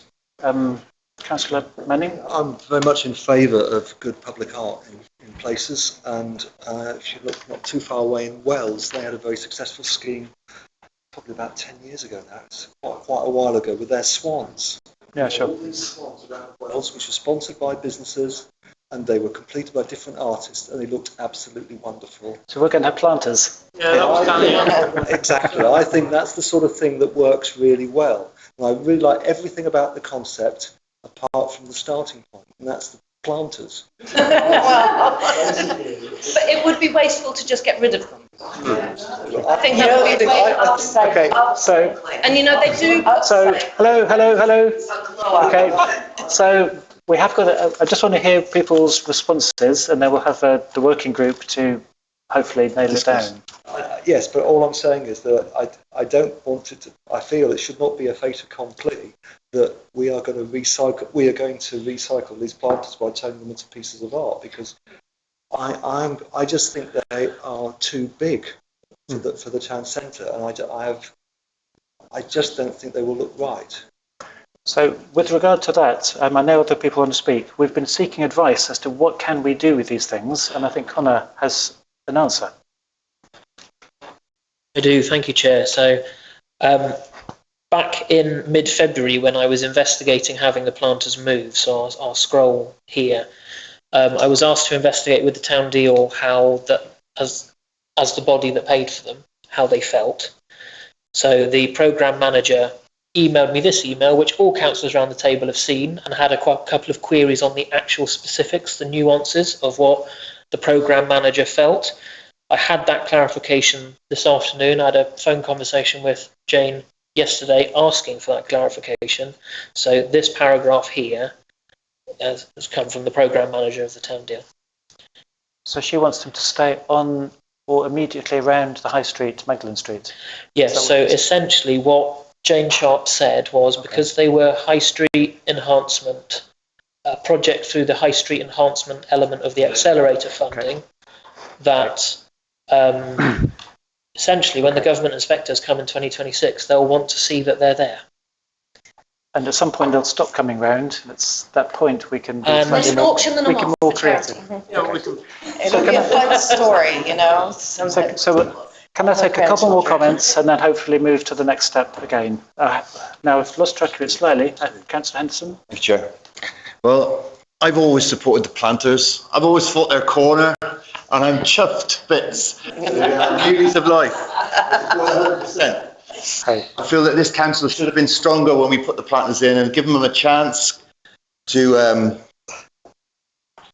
fulfil their use. We planted them wrongly, we placed them in the wrong places, but it was all a learning curve. We were chucked into that so quickly and so badly sort of prepared, but I think there is a place for them in the town, and I think this is a great way of giving them a new lease of life, and I look forward to it. All right. Councillor Napper. Thank you. I think that this would be a great enhancement. I'm not too keen on just a galvanised bin, but will they be sprayed with an anti-graffiti? That depends on the budget, because obviously that would be an extra cost. So what I was going to suggest actually is just to write down a few specifics for you guys to look over. So things like, I can guarantee that a sprayed galvanised planter will look good for 5 years. It might last longer, but you know, it's not going to be it's a paint job, so it's not forever. There's two different, you know, things like this specific varnish will keep the colour and protect it. This one will make it cleanable. This is how much this one costs. So I'll have to look into those things.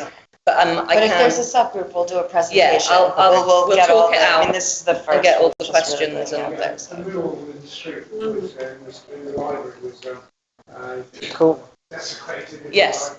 But I believe that the coating which was put on it. It's a two-part car varnish. John Minshall, whose mural that was, who, yeah, he. Got a few more people want to speak. Councillor Osborne, did you want No, to say? it's okay, thanks.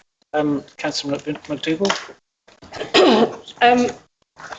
I'd just like to point out in public that there was quite a lot of people that would have preferred to have had wooden planters, as has worked very well in other communities. But you're describing it very well, and I'm actually feeling quite enthusiastic about lovely flowery planters.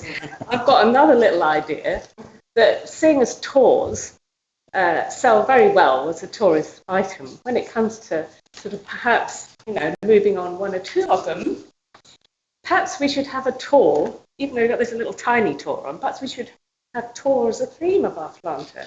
It might be a little bit more kind of, no, put it on eBay and you'll have lots of offers. Not allowed to sell them, Linz. Later. We're not looking at later, we'll look at now. Councillor Price. I'm just really, really aware that these planters have been controversial since the very beginning, and this has rattled on for years, debating what is going to happen with these planters, where these planters came from, what they're all about, and there was a lot of upset within the community about these planters. We've debated them many times, we've agreed to move them, and now it seems we've decided that we're going to have them painted without actually having a consultation with the community about what they would like to see. So I don't think we should do anything to the planters without actually asking the people of the community what they would like to see on the planters. If we can't get rid of them, which is what we'd already agreed to do, then I think we should speak to people and get some feedback before making a decision, which could then prove to be very unpopular with certain parts of the community. So, Councillor Cottle? Thank you. Yes, sure. Yeah. Okay. Sure. When those things were put in, which are monstrosities, I objected to them completely. No, you didn't. Yes, I did. You did Yes, not. I did. Looks like noise. They're fit for scrap.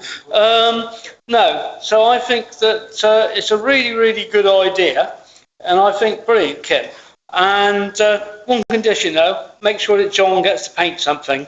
John Sicko or John Minchell? Yeah. John Minchell doesn't paint with spray paint. They would have to be painted with spray paint. I was worried But about. John Minchell has the most murals out of any artist in this town. I don't think you need to worry, and there's plenty more coming. Okay, he's my mate, so okay. So, cheers. I'm hoping we can move to vote on the proposal shortly. I know Serena wanted to say something. Councillor. Councillor Cousins has got his hand up as well. Okay, sure. Okay, so We'll do that later. I think it's a great idea. I know at the beginning there was an uproar about them, but that seems to have died down as people seem to have accepted them in the course of time, got used to them, got accustomed to them. I'm aware that with our climate adaptation plan, we really need to have trees in the High Street and Magdalen Street and Northdown Street. And the only way we can have them actually is in planters because of all the pipes and all the rest of it underneath the pavement. So I think we have to accept we need trees, therefore we need planters. If we can make the planters look beautiful, then people are going to be happier about them than they are with horrible galvanised boxes. I don't know that we need a task force initiative. I think that we could set a limit for what the cost would be. You've said £300 for the person, plus materials. There's 7 of them by my count, 2 at the top, 1 by the church and 4 in the car park. 2 down there. And 2 down there. That's 9. That was 10 originally, but that, I mean, we could set a limit and we could agree to give the money for it because it's a Glastonbury and Bloom project, essentially, as part of, and we keep on winning awards. Glastonbury won more awards.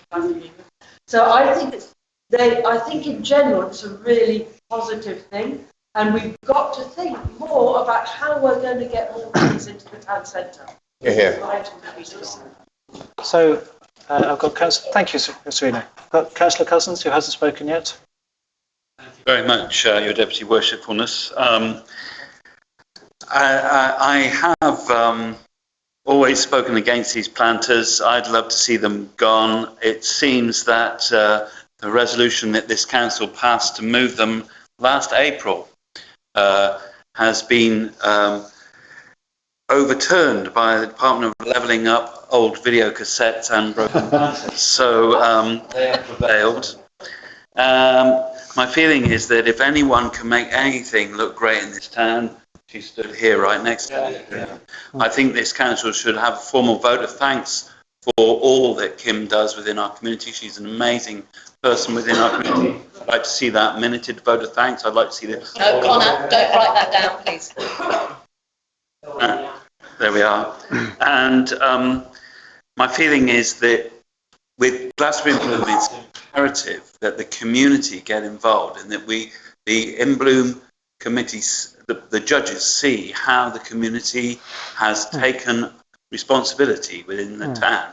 So I really love your idea of going to the businesses if they would sponsor. Or individuals. I mean, I just throw businesses That out would there, but be a individuals. great community tie-in to Glastonbury in Bloom. And when the Department of Levelling Up old video cassettes and broken planters is called something else, as it invariably will be, and everybody's forgotten about the town deal because of the rising water in the levels, then we can use those tubs to store something else elsewhere. Thank you very much. Kim just had a great idea. Sponsorship, So- and you could also have people dedicate. So dedicated to the memory of, that would be fantastic. So, I think we've all spoken pretty much, apart from Councillor Oakton. I'm the chair of the Glastonbury and Bloom. The one thing that I would say is we are getting a lot of sponsorship for planting at the moment already from businesses who are struggling. When it comes to the planters, I think it's a good idea to plant them to make them look beautiful, but you need to be very careful about what you're actually going to put on them, because many of the judges who come round for Glastonbury and Bloom sometimes regard it as graffiti. I would be very. That is, it's just something that happened last year. You know, we have to take account of what they're looking for in the judges. So what we need to do, if you're going to have a party, is certainly Glastonbury and Bloom. I would like to see the designs, because I think the designs are really important. And the point that Lindsay made about the tour, there is a tour actually on all those planters. I think that needs to be brought out. But we need to be careful. I think it's a great idea, and I think we need to give it our support, but we need to know what we're looking Do you have guidelines you can share with us? Then that's great. We can start there. So I'm hoping we can move to a proposal shortly, but I'm aware Councillor Price and Manning want to speak. I'd like to say one more thing, and that is it's not just the judges who might see it as graffiti. Some of our residents might also see it as graffiti. I'm just, wanting to present that side. And one of the planters is, in fact, outside the Catholic Church. So I think, it would be really important to speak to the church about what may or may not be appropriate outside a place of worship. I noticed one of the images had a naked woman on it, so I wouldn't be in favour of images. Graffiti of And the one outside the church, we would need to be thought. Sure, and then that is absolutely considered. But the one outside the Catholic Church, we'll ask them what they want. Maybe they'll sponsor it. Can I just make a small note? The more complicated you make it for me, the less likely I'm going to be able to do it. Yeah, right. As a volunteer. This is one of many things that I'm already doing, and I have to manage my workload really. Of everybody's taste. Okay, so very valid. Okay, I hear that. Do you want to say anything? One thing I mentioned earlier about the swans at Wells, which I think was really great, very successful. One thing they did was that at the end of their exhibition, so to speak, they were auctioned off. Okay, so I've kind of heard two proposals floated, but neither have been formally made. One is to set up a working group, and one is to just get on with it with the budget. Councillor McDougall? I think we need a working group because it's a consultation. Okay. And I was just going to say here, is there any thought about moving any of them? And is that going to be too expensive if you just move one? Working group. So am I hearing a proposal? Yes, working group, yeah. Am I hearing a seconder? No. Councillor Henson? Well, I was just going to kind of reply to Councillor McDougall. Where do you want to move to and why? If we take too long to make a decision, then Kim's going to run out of time because we want it done for in Bloom, so we've got to get on with it. I just don't know how much it would cost to move one. Okay, so let's do The Catholic Church has been one of the best ones we've ever had. Anyway. No, they're not beautiful, Steve.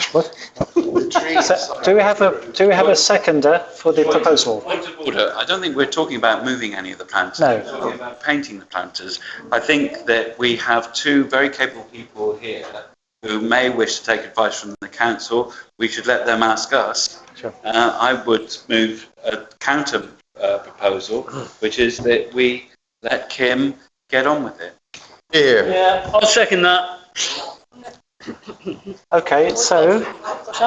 Initial. No, we've proposal. Okay, so hello, order. I'm still a little bit new to this. We have a motion, but a proposal to amend the motion. Oh, different motion. Different proposal. It's been seconded, Chair.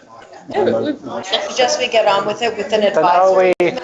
are we happy to move to vote on the second proposal? We do the first motion first. First motion first. Is that not correct? The first motion didn't get seconded. Yes, it did. It did. Okay. So my first So motion. then we have a motion. Do you want to repeat your motion? There's a motion to get a working group together. We need to have a meeting with an advisory. Let's get on. 10 Oh, minutes ago. well, okay, you can propose 10 it. minutes. Okay. Your deputy worshipfulness, I withdraw my motion. Okay, so order, please. Order.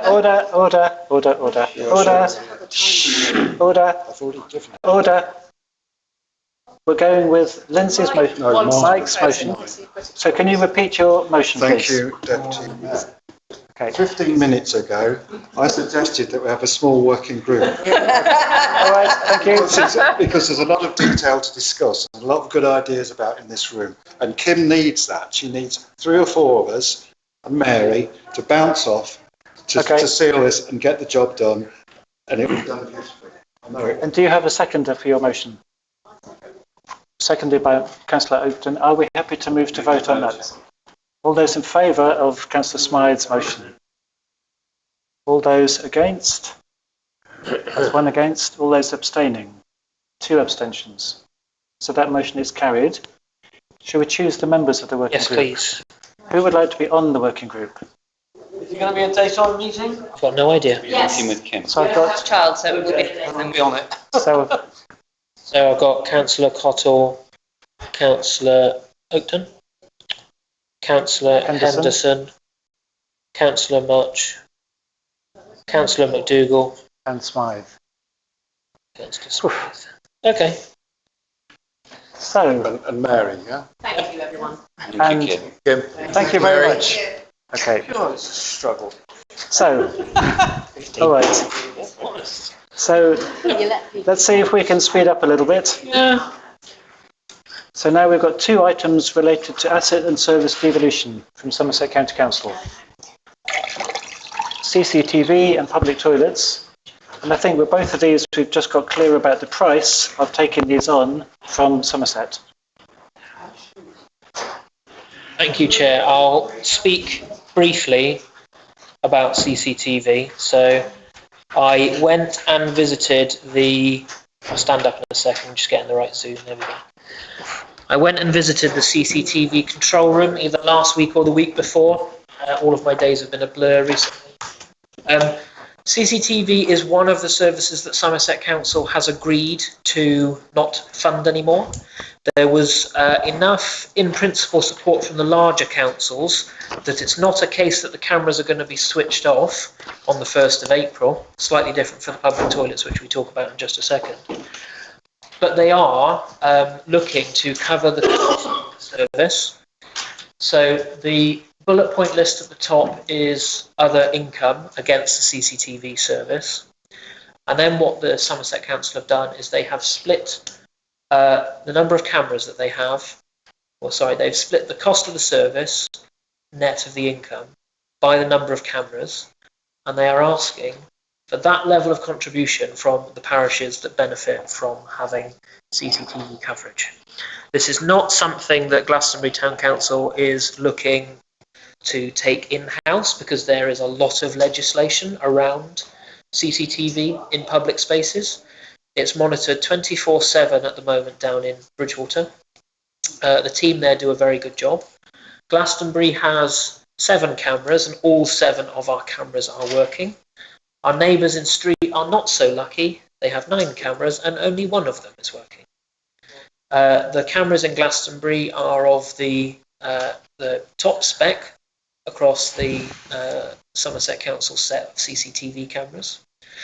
And essentially what they are asking for is subject to a service level agreement that will be negotiated with each of the parishes that contributes toward the CCTV service. They are asking for these financial contributions. Now, as I mentioned, they are not going to switch the cameras off on the 1st of April. However, if parishes choose not to contribute, it may well be in the future that their cameras are not monitored, their cameras are not upgraded, their cameras are not fixed. So, although it's not, we'll switch your cameras off, it's pretty much tantamount to that. So, the 7 cameras that Glastonbury has, we're quite lucky. They actually knew where our cameras were. Some other parishes, they went, oh, don't know where all your cameras are. We've got one in St John's car park that looks not only at the public toilets, but it does cover some of the antisocial behaviour that happens in the public toilets. There's one on Magdalen Street, one on Market Place, one at the top of North Lode Street toward this end by the King William pub. There's one on the High Street. Well, there's 2 on the High Street because there's one near the church and one near Archers Way. And there's one in North Lode car park that again covers the set of public toilets and the car park. So it's for Glastonbury Town Council to decide whether it wishes to support the CCTV service. If I were minded to make a recommendation to Council, if you wish to consider supporting the CCTV service, my personal suggestion would be that you offer to support it for 1 financial year and that Somerset Council work closely with Glastonbury Town Council to work on a fuller package of asset and service devolution, particularly to include St Dunstan's car park.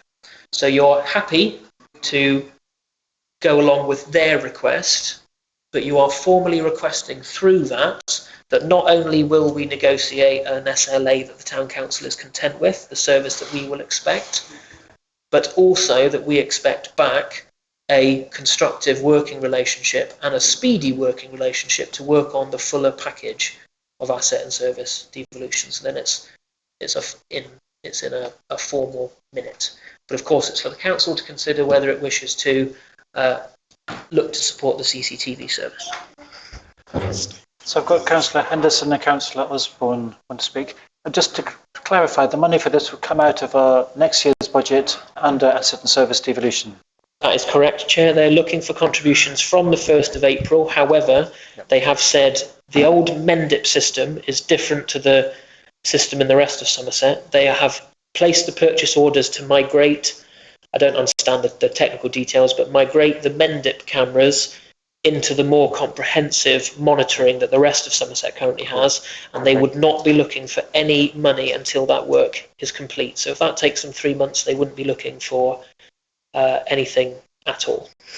Councillor Henderson, Councillor Osborne. Just a couple of things. I think we covered it there, Conor, but when we used to have the meetings of the one team or the one group or whatever it was called with the police, Karen Upshaw was the police's representative for a lot of those meetings, and she was trying really hard to get our cameras monitored by Bridgewater, and it never happened for some reason, and we were always trying to push that. So I'm assuming that's now going to happen. It is. It's already. That would aid the police and it will make things better for Glastonbury.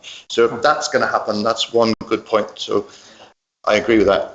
And the other thing I was just going to ask was, at the meeting on Thursday with the police, can we, whoever's at that meeting, just get from the police a confirmation that they need these cameras? Because I know, again, at one time, there was an incident on the cross and I knew who was involved, but the cameras weren't good enough to prove that identity, and nothing happened. So I just want to make sure that they're fit for purpose, I guess. But in principle, I think we if those two criteria are met, then I think we definitely need them. Councillor Osborne. Yeah, I just wanted to echo that idea of linking this to the car park negotiation, because this is the one thing that we've actually got them over a barrel for, and they are going to try and divest themselves of anything that they don't want and dump it on us. Well, if we're going to be going down that path, we want something back, and we want a car park. Okay. Negotiation. Councillor Much. I'm totally baffled by the dramatic variation in cost per town. That makes me wonder why. It's the number of cameras they've got. Number of cameras, Ian. It says per location. Yeah, but that's because look at the number of cameras, see? If you divide the thing by the number of cameras. Average per camera. Average, yeah? Okay, so moving on. Councillor White and then Councillor Smythe. I really like the comments of the town clerk and Councillor Henderson and Councillor Osborne. I have one fundamental question. Do we want to be surveilled? I don't mind. Okay, I don't mind. Councillor Smythe. Get up to anything. Mike. That question is the police won't do anything about anything without evidence, and that's unfortunately why we don't. So maybe we're ready to vote on this shortly. Councillor Smythe, Councillor Cousins. So I'd like to suggest that we've been put in the corner here, according to the clerk, and his recommendation seems sound. But I do also have I have cautionary thoughts, as Councillor Henderson thinks also, and I think we should hear from the police first on Thursday before we go ahead with this. But in principle, I'm thinking we should take on the recommendation of the clerk. I agree. Councillor Hart. Just for your information, the people who run this are ex-police, so they're all working together. They're trying to work together for an outcome, which is to be able to minimise crime. That's what the whole Okay. effort to CCTV is. Councillor Cousins and Councillor Dougal and Councillor Cottle. I was a little surprised to see the contribution of the police in above there. I just would seek some clarity. Is that 10,000 per location? If not, why not? Because they are the organisation that benefit most in their delivery from these cameras, and it looks to me as if they are paying less than every council apart from unfortunate Highbridge, which only has 2 cameras focused on that chip shop. I don't know why, but why is the police contribution so low? Shouldn't the county council be looking to maximise that contribution? I would expect to see them at least equaling some of the larger locations on that chart, and then perhaps that would make it more acceptable for all of the other communities. They have put up their police precept, I believe. Councillor McDougall. I was going to say, I believe we don't really make the most of the public's interest in this subject, because it's actually quite complicated to go and look at the CCTV, though I believe there is a possibility. And with all our personal computers and everything, surely there should be a possibility for members of the public to do some of this voluntarily, and I think you'd get quite an interest. To reply, Chair. Is it relevant It's to reply? actually not lawful for just anybody to look at these. You have to have particular vetting and also approval, and people like the ICO are involved in data protection. It's not right. So I'm guessing. Okay, and then I'm guessing the clerk's looking for a decision on this. I was just going to add that about 18 months ago in the Mendip days, it was volunteers who were the people who came in to look at the cameras. Unfortunately, they weren't always there, so the cameras were often unmanned. There was no control. Just for information, the cameras do pan round, but the operators have got the ability to stop that panning if they see something suspicious. So if there's nobody there, then it can miss things. So one of the ironies is in the last 12 months, we've actually had a better service in this town from those. Councillor Cottle? Yep, thank you. Yeah, 2 things. Paul's quite right about Mendip. I was in charge or responsible for the CCTV at Mendip for a couple of years, come under neighbourhood services. Yeah, it wasn't brilliant, and it wasn't monitored brilliant, I've got to say. But now, going to Bridgewater, have any of you been to the Bridgewater place? No? It's rather impressive, isn't it? Very good. It's very good. And I think that will be a good thing for this town, because we do need those cameras, and we do need, because I shouldn't say it, but I will, the safety of women walking around our towns in the evenings and stuff, all sorts of stuff. And so they are needed. And I was against cameras in the beginning, by the way, Mike. Putting it as a question. Yeah, I know, but I was years ago when it first was mooted. I was against. So I would support the idea of this, and also the added advantage that Connor pointed out is the leverage with the council, with Somerset, or with the officers, not necessarily the representatives, regarding the car park and getting a speedy resolution to that, because I think that's important for this town. Yeah. So I think, yeah, I'm up for this. Cheers. So I think there was Connor, yes, of course. Thank you, Chair. Just on a couple of points that were raised. So yes, well, the police's contribution is £10,000 and that's it. However, if you go over the border to Wiltshire, the police contribute nothing to CCTV in Wiltshire. The Bridgewater control room actually has police radios in the control room, so the operators can listen to the police radio, hear of incidents happening, and look at the cameras on the screen. Now, that kind of arrangement between a CCTV control room and police radio is again quite unheard of. That's a very high level of trust. You go to other CCTV control rooms for other councils, they don't have that. On the point of volunteers monitoring CCTV, Chippenham Town Council have their own scheme. They're a massive town council, probably one of the biggest in the country. And Somerset Council went and spoke to my counterpart at Chippenham to ask how the scheme functions and how successful it was. Although it is good for their town, it was acknowledged by people within Chippenham Town Council that it's not ideal having volunteers monitoring CCTV cameras for a number of reasons.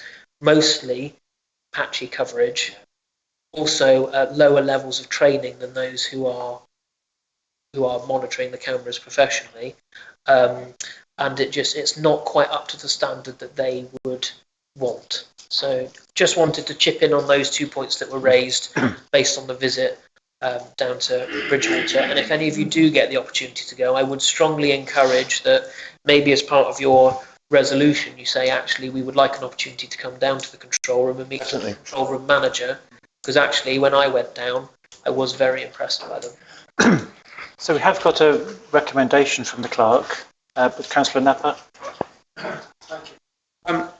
I believe that we need a good system. Previously, we were doing it through Mendip. Mendip were half the price, I believe, from the Bridgewater one. That is why we went to the Mendip. But it wasn't a good system at all. It was hit and miss. I think it was monitored on a Friday night and a Thursday and maybe a Saturday. Maybe a couple of other bits and bobs, but it certainly wasn't monitored 24, and it was volunteers. Absolutely. But because the Bridgewater one was twice as expensive, that's why we didn't go there, regrettably. But what I would like to see is something is a comeback from them on what they see and what crimes they may stop. That would be quite a good promotional thing for them. I guess they do, but anyway, like I say, I would like to see something like that. If I may, Chair, thank you. Just to come in on that point, actually, the Mendip system is slightly less capable than the Bridgewater system, but the Bridgewater system, they tag every event they see. They provide statistics along those lines, how many police inquiries they've helped with, what the cameras see, what crimes they help solve, and as part of the move to upgrade the former Mendip system and fully integrate it with the system that's present down in Bridgewater, which the Somerset Council are doing already and are not asking for a financial contribution toward that work, those statistics will be available if the council were to support the service, and there would be within the SLA something along the lines of a twice yearly or quarterly meeting with Somerset Council officers to discuss the service and the level of service we're getting back from them. The Mendip one was not promoted. That's Are we... Point of clarity. Hello. This amount of money we're being asked for, what percentage or how much of that is from, we've got a fund for the devolution. How much of our fund is being used up if we paid this? Sure. 7. I think our budget is 130,000, if I remember right. Connor will tell us. 160,000, Chair. So this would be 12%. Is that right? Okay. Councillor McDougall? So I think if we were able to include in our plans a CCTV of some sort for Chilkwell Street, which is used as a dog loo. We would pay for our CCTV with the fines that we would get as a result of having CCTV there. I'm not in favour of CCTV, but I really, everywhere, but I really think that there are no other alternatives when people are taking the mickey. So could that be considered as part of our project, please? So we have a proposal from the clerk to, I think, accept this price, but also use it as a negotiating lever. Are we happy to move to vote on that? Sure. Do we need a seconder? I guess we do. Yes, please, Chair. Seconder? Oh, seconder. I'll do that. Councillor Did I just check, Chair, who proposed that? Sorry, I missed that. You did. Well, I'm not allowed to, so someone needs to propose what I said. Okay, sorry. He recommended it. Okay, I'll propose it. Proposed by Councillor Cottle, seconded by Councillor Oaten. Moving to vote on the proposal. What is the proposal? All those in favour? We had a question from councillors. Point of clarity. What's the proposal? Sorry, so the proposal, Councillor Murch, is that Glastonbury Town Council supports the CCTV service up to a value of 19,000, where are we, £587.98 at this point in time for the period of 1 year, on the basis that Somerset Council will work constructively with Glastonbury Town Council to agree a full and wide package of asset and service devolution to Glastonbury Town Council, including St Dunstan's car park, and to work to work through that in a swift manner. Moving to vote. Thank you, Connor. All those in favour? All those in favour? That is, I think, unanimous. Thank you very much. Point of order. Can we? Could we ask our two county councillors to apply equal leverage to this town council on the officers involved? I'm sure they are, but perhaps keep the pressure on. Yeah. I'll certainly keep the pressure on. I've already been putting pressure on, but I'll make it a bit hotter. For the record, the caveat was something that I suggested, Connor suggested to the council. So moving on, talking of pressure, we're going to consider public toilets next. Yes. Which I believe is another proposal also coming out of the same budget. Can I be excused? Can I? Councillor Smythe would like to be excused. Thank you, Chair. So, public toilets are another area of service that Somerset Council have voted to cut. Yes. Now, unfortunately, this area differs from CCTV in that come the 1st of April, the doors are going to be locked. There is no reprieve for this service like there is for CCTV. So, Somerset Council has served notice on who currently have the contract to open, close and clean the toilets. The notice on that contract means that members of ID Verde staff will be made redundant because that part of the contract is no longer required. So Somerset Council has approached the towns in which there are public toilets still managed by Somerset Council, and we have been told that town councils are able to negotiate their own contracts for opening, closing, cleaning. That contract will be paid by Somerset Council and then will be invoiced to the town council. Now that sounds an awfully complicated way of doing it, but that is because at the moment the freehold of the toilets has not been transferred. So for insurance and liability purposes, Somerset Council has to be essentially the contract holder, but they're asking for the town councils to negotiate those, and parish councils where there are toilets, to negotiate those contracts for opening, closing and cleaning of the toilets. I was given an indication of what the current cost levels are, and the current ID Verde contract that notice has been served upon, so we cannot piggyback onto that contract. But each toilet block costs £23,200 at the moment. Wow. Open, close and clean. So being outside of the ID Verde contract would be, I presume, cheaper than that. But if the town council wishes for St John's car park toilets to remain open on and after April the 1st, it's now down to us to organise who's going to do that. And Somerset Council at the moment, I believe, are not willing for town councils to insource that work because it needs to be they need to be able to hold a contract with a company to do it. Now, I could further clarify that because this has all been a bit muddled. So, I mean, this only came through on the 6th of March. So it has all been a bit of a rush. But essentially, something will need to be done if the council is minded to keep that set of toilets open.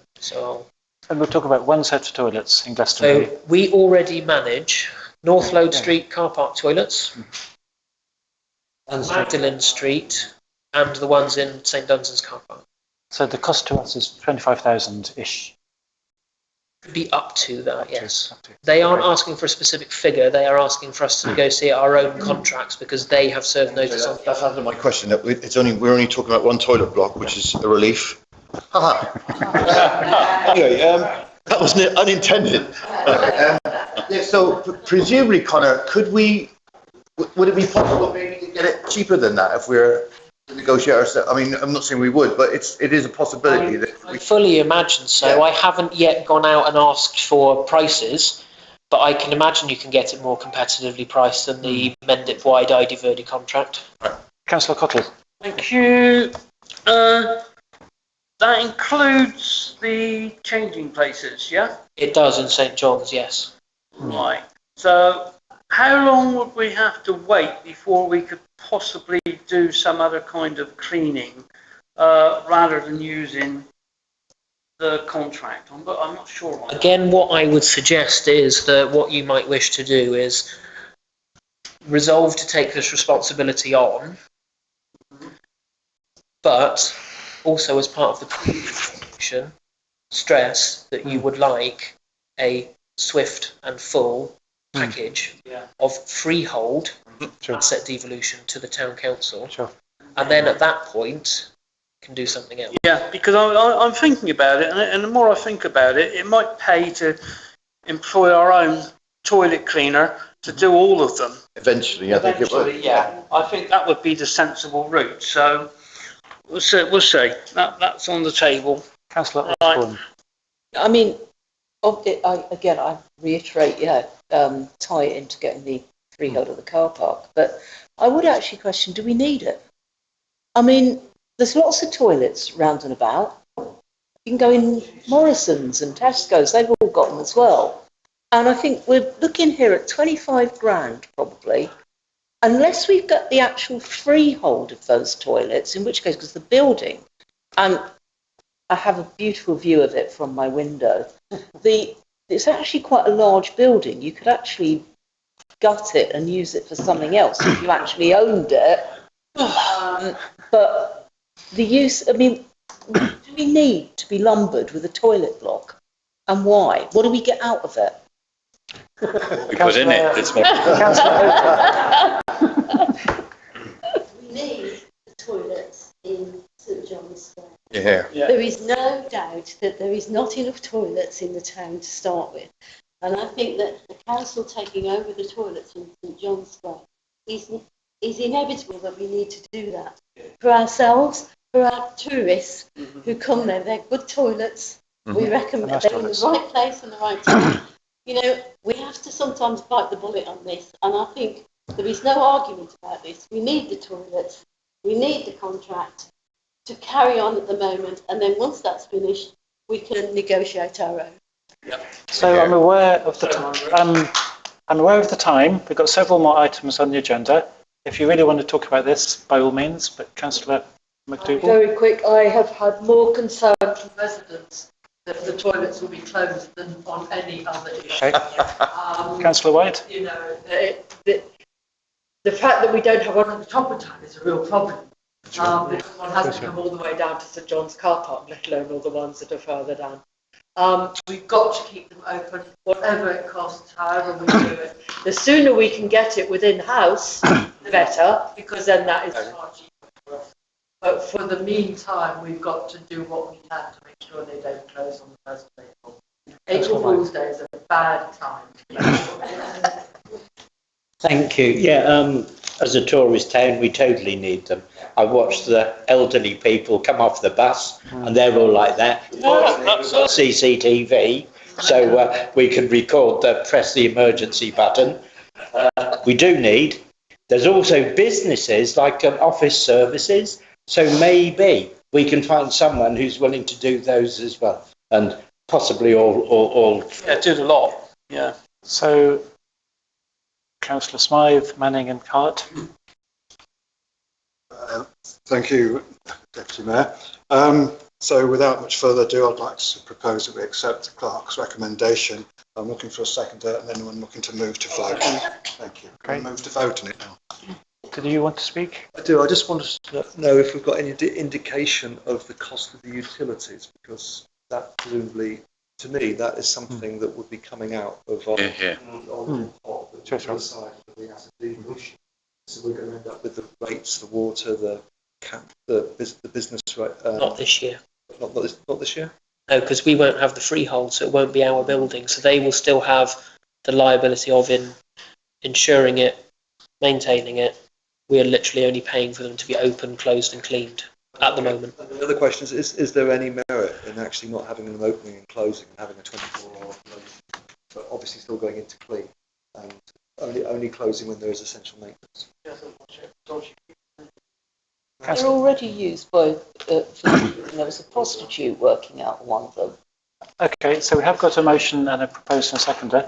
Councillor Hart, did you want to say I something? was just going to say that, there is a limited fund. You've only got a limited pot. You can't have Somerset going, we can't pay for anything anymore, and Glastonbury going, we'll pay, because we will get broke pretty quick, just like they have. We're not extremely careful.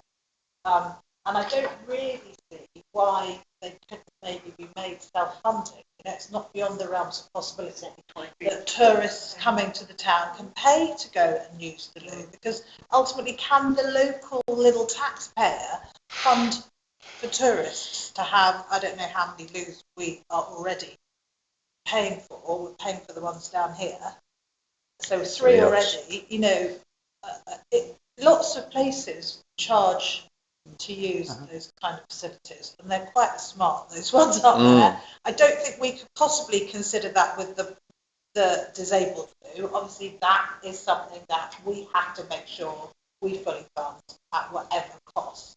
But the rest of it surely could somehow be made to pay its own way. Move to vote, Chair. Moving to vote. We've got a proposer and a seconder. I just check, was there an up to value? Is that the up to value that I was quoted for the ID Verdi contract? I've got to get one that's cheaper than that. Okie dokie. Up to. Thank you. Moving Remind me what that was. 25,000. 3,200. So moving to vote on that. All those in favour? All those against? All those abstaining? One abstention. Thank you. Can I check who seconded it? I didn't get to write it down. I think it was Margaret. Potential. No? Thank you. No, did you second it? Was it Councillor? I proposed it and I seconded it. Cottle and Oakham. Okay, thank you, Efren. We're struggling a bit tonight. Was just a point of order. We must be mindful that we've now spent, I think, by my bad math, 25% of our money. Pretty much, Sure. Okay, so moving on, number 12, item number 12, to consider a report from the Mace Bearers Roll Working Party. Maybe I should speak to this. You remember, so on the 8th of February, a little committee of us met, which was Connor, Councillor Don Francesco, myself, Councillor Cousins and Councillor Oakton, because we had realised we simply had no clarity about the role of the mace bearer or the mace bearers or the process of appointing and reappointing the mace bearers. So we reviewed several job descriptions and processes of different towns. We combined them, we added in a bit of ourselves, and we've come up with this little document, page and a half, covering the duties of a mace bearer and the process for appointing and reappointing them. I met with Terry yesterday to go through it with him. I think he was happy with it. He will say yes or no. Saying yes and no. Happy-ish. So we're presenting it to the council now for your ratification, basically. Hopefully you have all read it. Should we move straight to comments? Councillor? Firstly, thank you for doing this. There's a couple of things. On duties of the mace bearer, paragraph 2, I would suggest a rewording, just because it's a bit clumsy, to they are responsible for maintaining the Glastonbury Town Council civic regalia and their own ceremonial uniform. The other thing is on the final bit, I think we need to stress that if it's decided to seek alternative candidates, the post will be advertised under full equal opportunities recruitment process. Because I think it's important that we state that we are an equal opportunity organisation. And I don't know whether at some point in this we should clarify the nature of the relationship, because it's not an employment contract. They are not employees. And I think somewhere we need to actually state that. We become open to the possibility of people saying that they're employed. Thank you. Maybe we could take advice from the clerk on how to phrase that. This is an honorary post. Yeah. Okay. Paid, what is it they paid? So I'm sorry if I've missed anyone. Councillor Smythe and Councillor Cottle. Firstly, I'd like to thank Terry for his ardent, stalwart work, and he's always here, always very reliable. Yeah. For many, many years. Secondly, I hope he'll continue to do so for the following year or years. Terry, was there something that you weren't very happy with?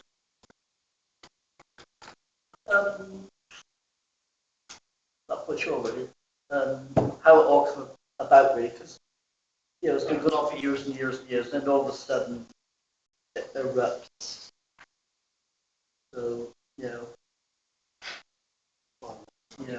I think the reasoning behind that is that this council has found out that there are many things that remained up until now a mystery, and we just needed to have it ratified and written down somewhere. There's a handbook. I got a handbook about it all.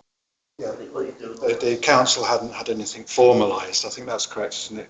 I always put a magazine in, like they always had a magazine every year. The Mace Bearers, we pay for a subscription to the Guild of Mace Bearers. So Terry has a handbook from the Guild of Mace Bearers and receives information from them. But you're correct, Councillor Smythe. There's no documentation for Glastonbury Town Council how we appoint Mace Bearers and what the actual role is for us as a council. Councillor Cottle. Yep, thank you. Just something that came to mind when we were discussing the status of a mace bearer, whether you're employed or whether you're self-employed or however it works, because it struck me that insurance, who would be responsible insurance if you were to trip over? Say we were at the church. The town council are covered, and we are covered for that adequately. So in this. That says so, yeah. Okay, that was the thing that I was just checking. Thank you. Any other comments? Councillor Smythe again? Well, unless there's any other councillors who wish to suggest any amendments, I propose that we accept this document, and thank you for all the work that you've done on it. Thank you, Connor. Yeah. Okay. So my proposal is to accept it. So we've got a proposal to amend it slightly with the equal opportunities point, and to make it clear somehow that they're not an employee, it's an honorary position. Yeah? So if I amend it with Connor, according to those things, are we, so who would like to second that? Sure. Councillor Manning, we just got there first. Moving to vote. All those in favour? Although that's unanimous, I think. Okay. So I'm aware of the time. We are meant to finish after 2.5 hours, but we're not finished yet. Are we happy to continue another 30 minutes? Sure. Yes. Yeah, okay. So to noting the resolutions of the delegated committees. We don't need to discuss them because they are just decisions to note. Connor's going to flush them up. Yeah, they're only for noting, Chair. I did only complete the report today. I was hoping to get the Glastonbury and Bloom resolutions on there, but none of these resolutions are ones that full council can change. So they are in the folder available for councillors, and they will be in the minutes of this meeting. So, yeah. So there's the Youth Committee, Planning Committee, Staffing Committee, the St Dunstan's Committee, the A361 Committee, Property and Assets Committee. Yeah. Councillor Napa. I'm sorry, I didn't realise I had to do a written response for the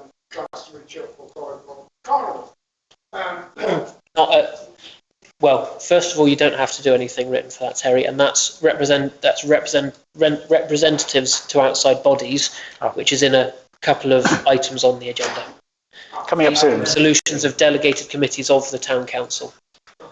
Okay. So can we leave that to us to read in our own time? Okay. Noted. So the next one is the recommendations for us to approve advisory committees, of which there's not too many, but there's a couple. So there's neighbourhood plan, nothing. World Heritage.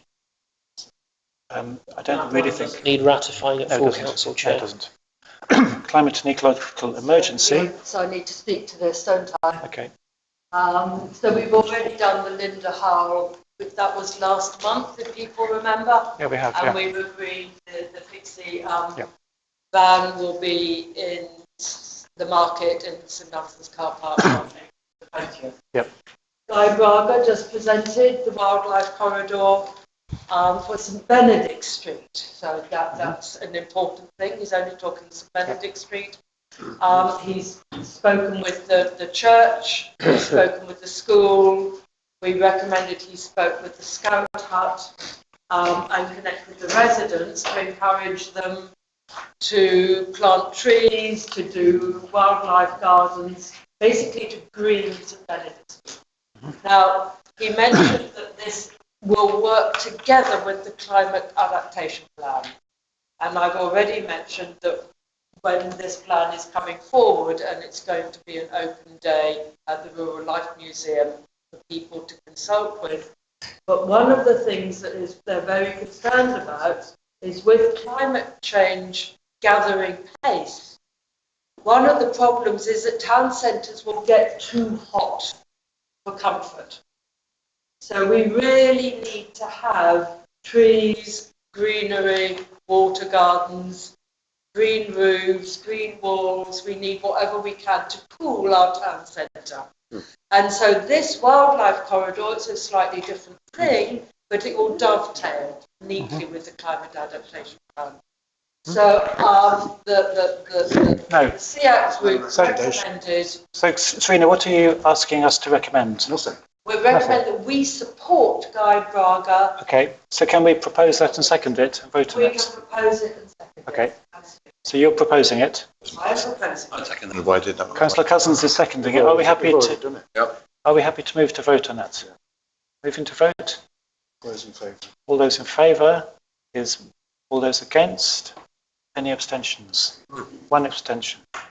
Fabulous. Thank you. And So as the part second of one, that, can Connor street. please note, and you note, that the Climate Adaptation Plan Open Day at the Rural Life Museum is on April the 10th. Okay. So the second one from SEAC is to invite Street to attend meetings. Is that correct? That's right, yes. That one doesn't need to be ratified by full council. Okay. That's Okay. already gone through. The third thing, which is not a recommendation but was agreed, and it was also agreed in property and assets, is the purchase of the thermal imaging camera. Oh yeah. And Susanna and Melissa are going to get the sort that they have in Wells, which will cost about 250. So property and assets agreed up to 1,000. In fact, it's going to come in at a quarter of that. Great. So you can make a note that the thermal imaging camera is being acquired by Melissa and Susanna. Okay. So the final. And the other thing I'd like to alert the town council to is that there's going to be new bus timetables. They're going to do new routes. So you'll be able to go from Bridgewater to Bristol on one bus. You'll be able to go from Porter to Bristol on one bus, which will go up Windmill Hill. And there is going to be information stalls outside Morrison's and Tesco's on April the 4th to the 6th with the new timetables as well.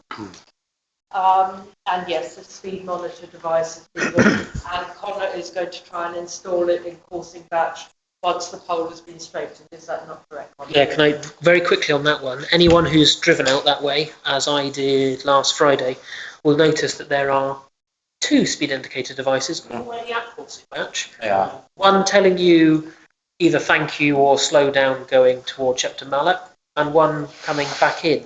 There's a bit of a quandary, but they actually belong to the police. So I've asked how long they're going to be there for. I've said we're very supportive, love them to be there for a very long time. But it may well mean that our speed indicator device could go further down coursing batch if they're going to be there for a long time. So I continue to have that conversation because I got quite angry on my way home on Friday, thinking that our staff had put it pointing the wrong way and actually the police had put 2 of them there. So I phoned poor Jackie going, get them to turn it round on Saturday. And it wasn't So I have one final point from the CF meeting. We've been talking about the reusable cups. Laura and Alec have now been to nearly all the outlets in town. They're all very keen. One of them, Farah Benedict's, is already doing reusable cups. And Connor, Melissa and Laura between them have written the letter of support that we agreed would be written. And Laura is now taking that to the different outlets so that when they have the cups, they will also have the letter of support. Thank you. I think we're not really meant to be having an update from CEEC. We're meant to be ratifying recommendations from CEEC. But thank you very much. But I do like to inform the town council what I hear that. Otherwise, they don't know what's going on. That's very true. So Michael and then Terry. Thank you, Deputy Mayor. Whichever. Age before to be. Carry on. You can go. Carry on. It would be nice if we could rely on those. The 376 is very infrequent at times. The morning one, the early morning one is quite all right, I think. But I've had a lot of turn up. It's a bit atrocious. I know. Thank you. Bus is a problem. Big problem. Michael. So a point of clarity, on the 10th of April, Children's World have their Easter extravaganza at Abbey House, morning and afternoon. Okay. So finally, thank you. Recommendation from the Neighbourhood Plan Advisory Committee that we support the community review. Do you want to speak to that, Councillor? Well, you said it. I wonder whether Connor could just very briefly explain what CCS have been commissioned by SALT to do, and it won't cost us anything. No. So very briefly, Chair.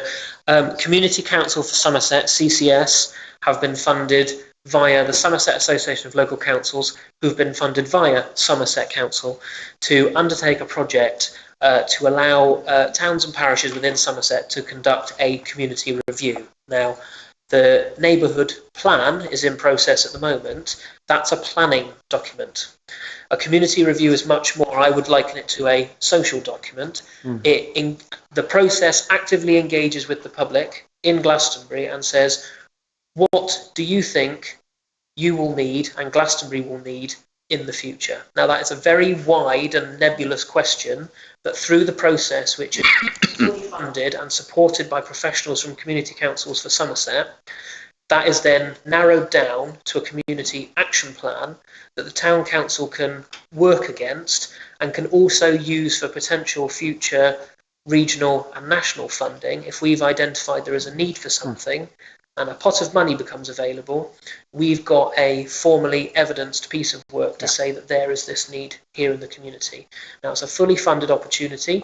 There will be some ancillary costs, so members of our staff will have to support it. The staffing committee increased capacity across the team at their last meeting, not to do this, but in recognition that workload has increased, so there is capacity for this project, and there may well be some other costs in terms of use of the town hall, printing, postage, etc. Community Council for Somerset provide a lot of the materials to market that this is happening. They provide the expertise and they write the plan. So we put in an expression of interest at the end of last year, weren't selected in the first round, but what happened was there were some parishes that didn't get back to Community Council for Somerset. They opened it back up and they loved Glastonbury's expression of interest, which I took the liberty of submitting on behalf of the Town Council. We've been accepted, and I'm asking if the Town Council would like to accept that opportunity that we have been offered.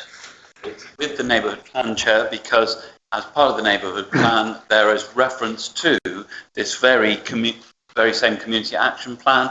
We were going to be undertaking more or less that within the neighbourhood plan, but this is almost beautifully timely and we don't have to pay for it. I would recommend that we as a council chair, support this. Need I say again, for a third time, we don't have to pay for it. And it's seconded by Councillor Smythe. Are we happy to move to vote on it? Sorry, Chair, could I ask that someone proposes that the recommendation is accepted and someone seconds that? Because I propose that the recommendation success. Cool. And he seconds it. Moving to vote. All those in favour is... All those against? Any abstentions? Serena, are you in favour? I've raised my hand. That's unanimous then. Thank you. Okay, thank you everybody. So receiving unitary councillor reports. Councillor Hart's had to leave, I notice. Councillor Cottle, you haven't circulated anything, have you? I haven't circulated anything yet. I will tell you the reason why, because it's only fair that I do, is that Scribe, the person who we put everything into to write it up for us, had the cheek to go on a honeymoon. Lord. So, not allowed. So I told him when he gets back, he's got to make sure that I've got a report. But as soon as he's back, as soon as Tom's back, it'll be out. What we do, I think I've explained this to you before. We all put our ideas in, what should be on there, and then you all get a proper thing. So we are behind this month. Very apologies for that. A couple of other things. A program to do that when your person's away. An AI program to do that. It's do that. do away with. They don't go on holiday. What an unnecessary expense. What do you mean? That's no expense. He's one of our guy to do it. Done. Anyway, so we have no... We work together as 6 of us, mate. We have no report. No reports. We have no report. Right, let's go on. I've got other stuff to tell you. Okay. One, John, I replied to your things. Did you see it? I haven't seen it. I'm looking forward to seeing it. Well, no, you won't. It's only 3 words. No. Oh. I'll tell you what that was. That was whether the an application is hovering around that was in... The outline planning permission for the 38 sites on the enabling... On a floating site. No, that hasn't come forward yet, so I don't know where it is in the system. I will check and see if it's made any progress for you. But yeah, we'll see. There may be some varying opinions on the suitability of that area, but we'll have to see. You don't need to go into that. It's very useful for the town deal to know when, as and when. I was aware of that. That's why I looked. But I'll talk to them tomorrow and try and find out the backstory of that one and see where it's got to. Very much. And the same as the one at St Edmunds Hill as well, Windmill Hill. Can we move on? Can we move on? Mm-hmm. Can we move on if you've done? I'm done yet. I haven't started yet. I haven't started yet. Don't be in such a hurry to get another one. No, we've had to. I will be quick. We've had the full council, obviously, this month where we got our budget through with some abstentions on the opposition benches and some people who just objected, which is absolutely fine. That's a free world. You're entitled to do whatever you want. So that was done. We had scrutiny. We had, what I was going to say, because you're all aware that I'm the planning person for this part of Somerset. We had a controversial one at Boltonsborough that went through. That was for 30-something houses. That's between Boltonsborough and it's on the Butley on the Boltonsborough Road is the way to explain it. So that went through. That's for 38. There were concerns about flooding, obviously, in that area, but it's gone through, and we'll probably see more. There's going to be some. I think there'll be a fair few bigger estates, sort of. They'll be coming through soon. So it's all excitement in the planning department at the moment. Okay, there you go. That's about it. I will, if there's anything else I think of, you've got any questions, just let me know. So when your man's back from his honeymoon, you might get an update. Yeah, when Tom gets back from his honeymoon, you will get your... So can we move on to verbal updates from representative to outside bodies, which might be the town deal? Thank you. Town deal, very quickly. The tender package for St Dunstan's House and for Bailey's. They've been submitted. Great. So that's the thing, asking for the main contractor, so the people who are going to turn it from a plan into a functional building. The other thing is, I mentioned last time, there's a town deal open day on Saturday the 13th of April in the town hall between 11 and 1500, or 11 and 3. And so that's where all the projects will be, and you can come and visit them, get the updates, and ask them any relevant questions. 15th of April, did you say? 13th, 13th, Saturday. Oh, yeah. Great. Any other updates? Just a quick one on Toll Leisure. I was at a meeting there a few weeks ago. I think they were looking to sign their contractor that week, so I imagine that's happened now. There's a meeting tomorrow night to confirm that. I think they've employed a company called Rig of Melksham, and I would hope that they may be subcontracting to local companies. And also, I think that Fusion hand over the site to Rig on about the 23rd of April, something like that. Okay. And then things will get going, and I think due to be finished sort of September, October time, I think. One quick one I missed. The Abbey is due to start on the 18th, which is Monday, and finish by the 25th of October. Great. Any other, Councillor Manning? Glastonbury Chamber, or Street and Glastonbury Chamber as they now are. Yesterday they had a meeting which is quite relevant to the town deal, because we invited all the tradespeople to come along and to sign up for the Somerset supply chain. We got 25 people there signing up. Yeah. We had a Mam's Cafe out on the levels, so it was a bacon roll and a coffee, and it was a great time. Our next event is 25th of April. It's a jobs fair we're organising in Street. Councillor Cousins? So just to let you know that tomorrow is the annual general meeting of the Glastonbury People's Trust. Just saying that for information. I will give a better update after the AGM. So, Councillor. Yes. The correct way. Oh, yes. For the Glastonbury Chilcote Guy Fawkes Carnival. We've had a very, excuse me, we've had a very successful year, or they've had a very successful year, and the finances are in very good shape. We used to have monies from the coach park in St Dunstan's car park. This has stopped, and is there any chance that this could be reinstated for the Glastonbury Carnival evening? Don't have coaches in that car park anymore. Sorry? Don't have coaches in the car park anymore. I thought that we were going to put them in there. Okay, fine. Town Council now using the entrance to Butler Park, which is the carnival carts place, and the road surface is very potholed.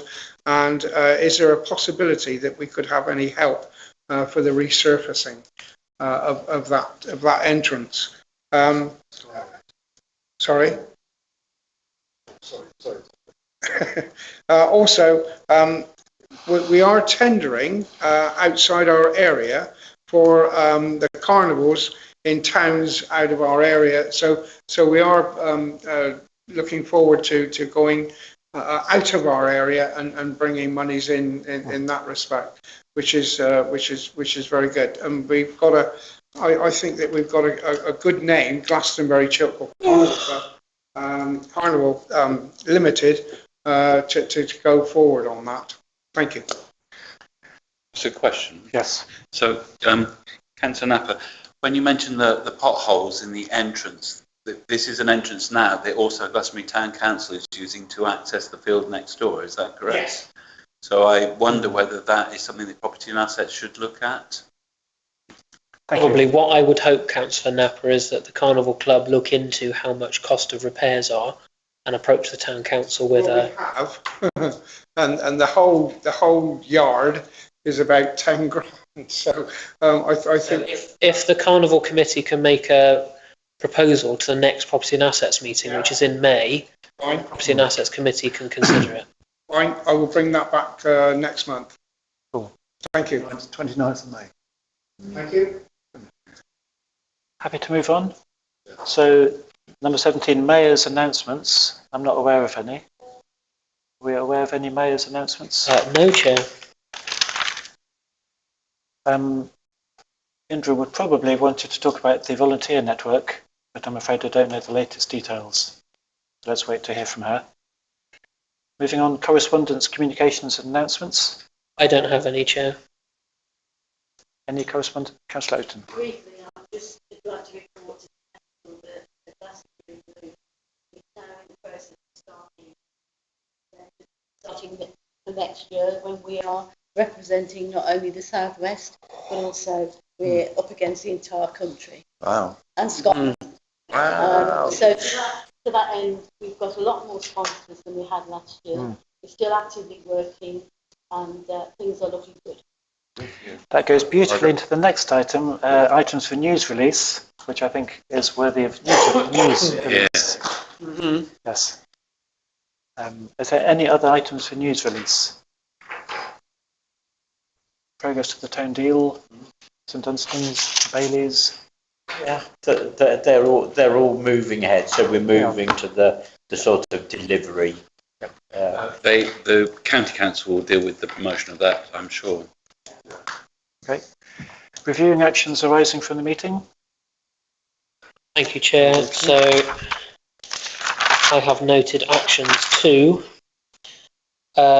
investigate why on the budget monitoring report they were showing a variance on the precept, which is incorrect. To pass on to the local police team that we are looking to support the boarding up of that property to prevent any further antisocial behaviour or crime, subject to the conditions that were outlined by council. There is going to be a working group to work on the funding application from South West Heritage Trust. There's going to be a working group that will meet shortly again to look at the mural trails proposal. I will notify Somerset Council of our intention to support the CCTV service at the moment for 1 year, in line with the conditions that were outlined by council. Excuse me. I have noted an action to start investigating a contract to open, close and clean St John's car park toilets up to the value of what we were quoted would be the cost for ID Verdi to undertake those. I will do that as fast as I possibly can. However, there may well be a brief period where they are not open between getting prices, accepting prices and getting the keys. But I will work on that swiftly. And the news release, Chair, and any other operational decisions that were made through the meeting, I will obviously action. So, I think that's us, apart from noting the date of the next meeting, which is Tuesday the 9th of April. Anything else? The meeting is closed. Thank you, Chair. Well done. Sorry, we went on a bit. Wrong chair.